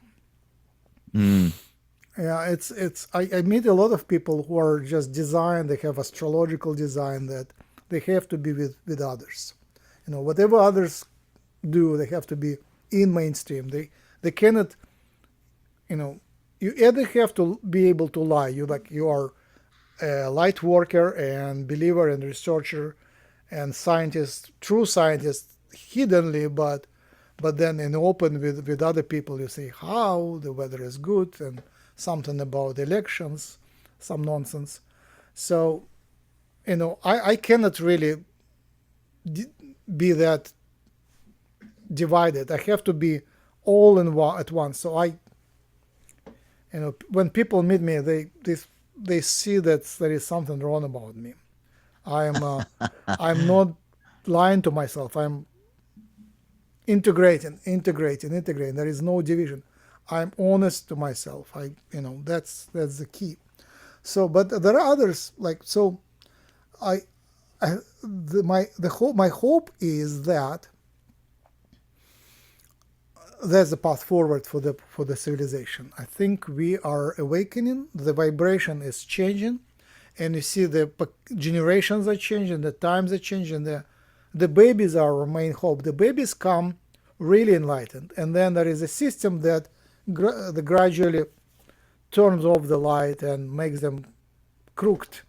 But there are Yes. still some of us which are awaken and pop out of the matrix and become free thinking. So that's my way of convincing the skeptics. You have to be Yes. true to yourself. This is You the like work you're doing. yeah Um, when sorry, go ahead. Go ahead. You got to be yeah true to one of yourself. my I'm thinking I'm free from trauma. I killed all my trauma, and then I realized, wait, I was born in '64 in Russia, and at that time, and even till recently, there was a tradition to, I don't know the word in English, wrap people, run babies in blankets in such a way that they're stiff, tight wrapping. Tight wrapping. So you live like for a year being tightly wrapped, like that. It's a belief that it's good for you. And after that trauma of being tightly wrapped, I'm we are still crooked and twisted. It's just weird. Like that's Russian trauma, childhood trauma, baby Yeah. trauma. I know we didn't talk about epigenetics, and I know that's a whole nother topic, but I do want to ask you one thing before we go. Because in high school, I was big into reading about atheism. That was just my, 16-year-old self, 17-year-old was like, oh, God doesn't exist. God doesn't exist. There's so many books about this. And that was around the time Richard Dawkins put out his book, God Delusion. There was a lot of stuff. And then Francis Collins comes along, Dr. Francis Collins, Human Genome Project. Supposedly, I don't necessarily know if he made me convinced, because I wanted to read the other side too, that the genome points out that there couldn't be an explanation except some higher intelligence. I guess that's kind of what I remember reading back then. I haven't looked at the work in a long time, but do you think Dr. Francis Collins or the Human Genome Project is interesting at all? Does it point out some evidence of metaphysical intervention? I mean, what do you take of that? Or you could say it's complete crap. That guy is No, just no, no, full no. of it. That No, was but I'm absolutely curious. beautiful story, and there is a nice book about it. I'm blanking on the name.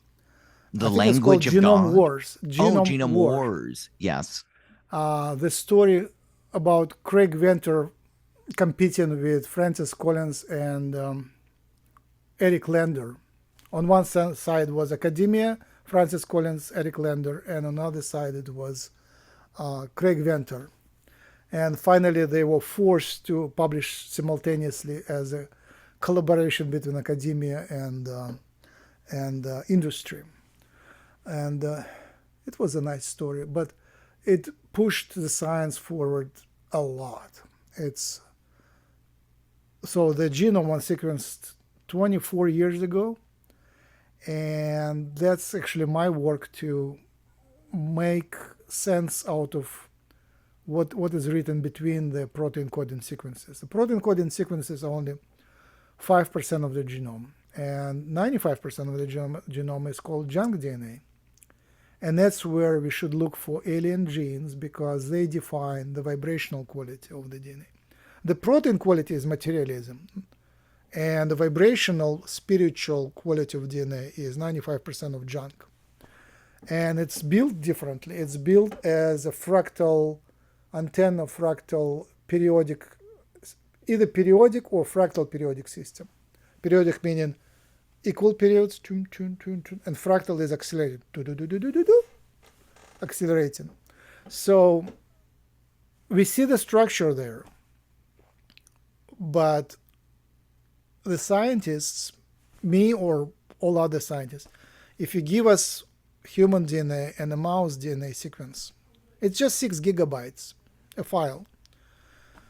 Without reference, without looking up in online, we can tell that this sequence becomes human and this sequence becomes mouse because we don't know how to read this, the structure. How do you extract the structure of the body from the DNA? It should be there, but we don't know how. And that's the goal of my research, to decipher. And now with AI becoming available, I think together with AI I should be able to do that, especially if I can train the AI on my computers, on my servers. Yeah. It becomes affordable if I can just build AI and give it lots of sequences. Human, mouse, there is tons of hundreds of mammal species, tens of thousands of all other species. If I give that and plus functional data like experimental data, you treat the cells this way, so this way. Right now I'm working on the data which is how the chromatin, the chromosome, how they folding. It's a live octopus as I described, and it's folding in a sequence-specific manner, meaning different sequences read each other and align to each other. So I'm trying to decipher how they do that through water structure. So it's a heavy water gel solution of DNA, proteins, and water in the nucleus. It's called nucleoplasm. It's right now I'm going about mainstream. Nucleoplasm is a real thing. And it's a living thing which constantly thinks and reorganizes itself. The cell is very smart. And I'm trying to figure out the principle of self-organization, which is based on wave principles and crystal principles, fractal crystal principles. It's partly computational and partly just imagining different principles of building that structure, looking at 3D structures and kind of thinking how this double helix can form the water structure. And right now my idea is that the water is built like honeycomb flat layers. So this is double helix, and flat layers go like do do do do do, but they Mm-hmm. are shifted, reflecting the sequence of DNA. So if the sequence is one way, it's shifted this way. The sequence is another way. So the shifts between layers, stepwise shifts, transmit the DNA sequence into the water structure around DNA. And then two DNA strands come together and form a combined structure. DNA, water, DNA, combined structure. So two identical sequences are attracted to each other and form some sort of short-living water crystal. Not ice, but like more like a gel type of crystal. And that thing is continuously building structures and destroying structure. It's a competition between structure and chaos. So it's construction and destruction, construction, destruction. It's Brahma versus Shiva. Brahma is building structure, Shiva is destroying structure. Yin and yang. So yin creating, yang destroying. And that's, I'm writing a paper right now. That's the level where we are. And my approach is to build that structure in my mind, then draw like a scheme on the PowerPoint, and then test the hypothesis using public genomic data to show that this structure is actually imprinted in public data, in other experiments of others. Obviously, See, this doesn't sound that metaphysical. That's the interesting thing. This does not. Yeah. It's pretty, on this level, it's pretty physical. But yeah, that's my approach, to ground the ideas into something provable physically, computationally. And what I wanted to say is I need AI help with that because it's too complex. 6 billion letters is a bit too much for humans to analyze. Yes. So right now we use computational programs. We see some traces of resonance there. And I published already plenty of papers with some evidence, but funding, I wanted to talk funding. Like a couple $1 million will give us pretty much what we need to get to the next level. Smaller amounts would be great too. Right now my principle is very simple. I work my day job, and at nights and weekends I can run the projects using computational human contractors, people I would ask them questions, take these sequences, combine them into this principle. Right now we're looking at repetitive patterns in the human DNA. They're called transposons, patterns of transposons, how they stick to each other. There is experimental data where close parts of chromosomes are linked together, then sequenced, and then you know exactly where chromosomes come together. And we're looking at patterns of transposons around these sequences. So this is looking at vibrational nature of combination of strands of DNA. And then it comes to Richard Alan Miller, who pronounced the whole theory which we are working on now in 1972. It's 50 years ago? Yeah, more than 50 years ago.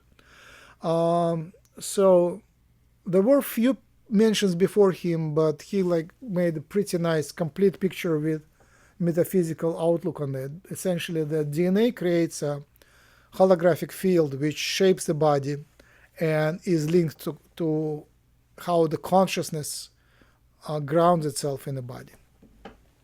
So that was all pronounced there. And now we are trying to actually prove that using computational models. And so cool.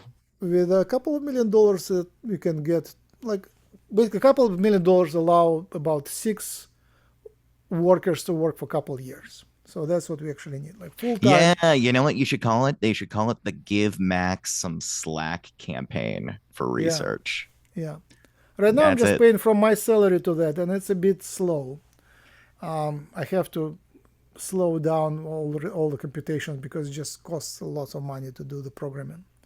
But if you had 6 programmers and with experimenters, it would be a bit more expensive. But we could do some real stuff. Okay, so for those of you who've been keeping track, if you have access to an alien skull, that would be very helpful. Or $1 million. We'll take either. for this research. Either can help. Or if you just want to figure out, hey, am I a starseed? Can I verify this? Definitely check out xg1.org. We'll link to that in the show notes, as well as maxrampel.com and a whole bunch of other links here. What would you rather have more, the $1 million or the skull? What's more important right now? Um, With the skull, you could, with the million, you could probably get the skull somewhere. well, yeah. With a million, you can get a skull. Yeah, sequencing of the skull is about $1,000, and including carbon dating. So it's million is getting a bit more. Yeah. All right. So you know what? We have our priorities in order. But Mhm. yes, definitely very interesting research. XG1 starseed genetics. So cool. Dr. Max Rempel, thank you so much for this initial conversation on the show. It really, you have opened my mind in many different directions that have made me more and more curious about these different fields. So I'm going to do more research personally, which is all I can ask for in a guest. Yeah, this has been so interesting. I really hope we can keep uncovering information to understand ourselves and our place in the universe. Thanks, Greg. Thank you. Awesome.